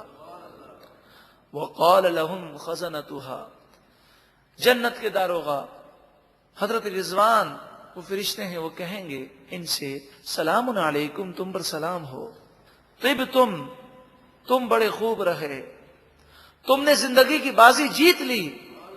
فادخلوها خالدین، اب تم جنت میں داخل ہو جاؤ اور جنت میں ہمیشہ رہو. اگر ہمیں کوئی نعمت ملے اور وہ نعمت عارضی ہو تو خوشی ہوتی ہے، لیکن اتنی بڑی نہیں. لیکن جب دائمی نعمت اور ایسی نعمت کہ ہمیشہ ہمیشہ ہمیشہ کروڑوں خربوں سال بھی نہیں بلکہ اس سے بھی زائد رہنا ہے. وقال الحمدللہ، وہ کہیں گے اللہ کا کرم ہے، اللہ کا شکر ہے، تمام خوبیاں اللہ ہی کے لیے ہیں. الذی صدقنا وعدہ، کہ جو اس نے ہم سے وعدہ کیا وہ وعدہ ہم پر پورا کر دیا، اور اس نے توفیق دی کہ ہم جنت والے کام کریں، یہ اسی کا فضل ہے. وَأَوْرَثَنَا الْأَرْضَ، اور اللہ نے اورث وارث بنایا، اللہ تعالیٰ نے ہمیں زمین کا، جنت کا وارث بنایا، یہ اس کا فضل ہے. نتبوأ من الجنتی، تاکہ ہم جنت میں رہیں، حیث نشاء، جہاں ہم چاہیں، فنعم اجر العاملین، قرآن درس دے رہا ہے اگر اچھے عمل کرنے ہیں اور ایک زندگی گزارنی ہے تو انسان حوصلہ رکھے اور وہ دنیا کو ٹھکرا دے. نیک بھی بننا ہے اور پھر بزدلی کا مظاہرہ کرنا، شیطان اور نفس کا مقابلہ نہ کر سکنا. فَنِعْمَ أَجْرُ الْعَامِلِينَ، اچھے عمل کرنے والوں کا کتنا پیارا اجر ہے، کتنی پیاری بہاریں ہیں. وَتَرَى الْمَلَائِكَةَ حَافِّينَ مِنْ حَوْلِ الْعَرْشِ، کل بروز قیامت تم فرشتوں کو دیکھو گے کہ وہ عرش کو تھامے ہوئے عرش الہی کے ارد گرد جمع ہیں. یسبحون بحمد ربہم، اور وہ اپنے رب کی تعریف کرتے ہوئے تسبیح بیان کرتے ہیں. وقضی بینہم بالحق، تمام لوگوں کے درمیان حق کے ساتھ، انصاف کے ساتھ فیصلہ کر دیا جائے گا. وقیل، اور کہا جائے گا، الحمد للہ رب العالمین، تمام خوبیاں اس اللہ کے لیے ہیں جو رب العالمین ہے. وہ نیک لوگوں کو اچھا صلہ دے گا اور برے کاموں کا انجام برا ہے. اللہ تعالی ہمیں نیک لوگوں میں شامل فرمائے.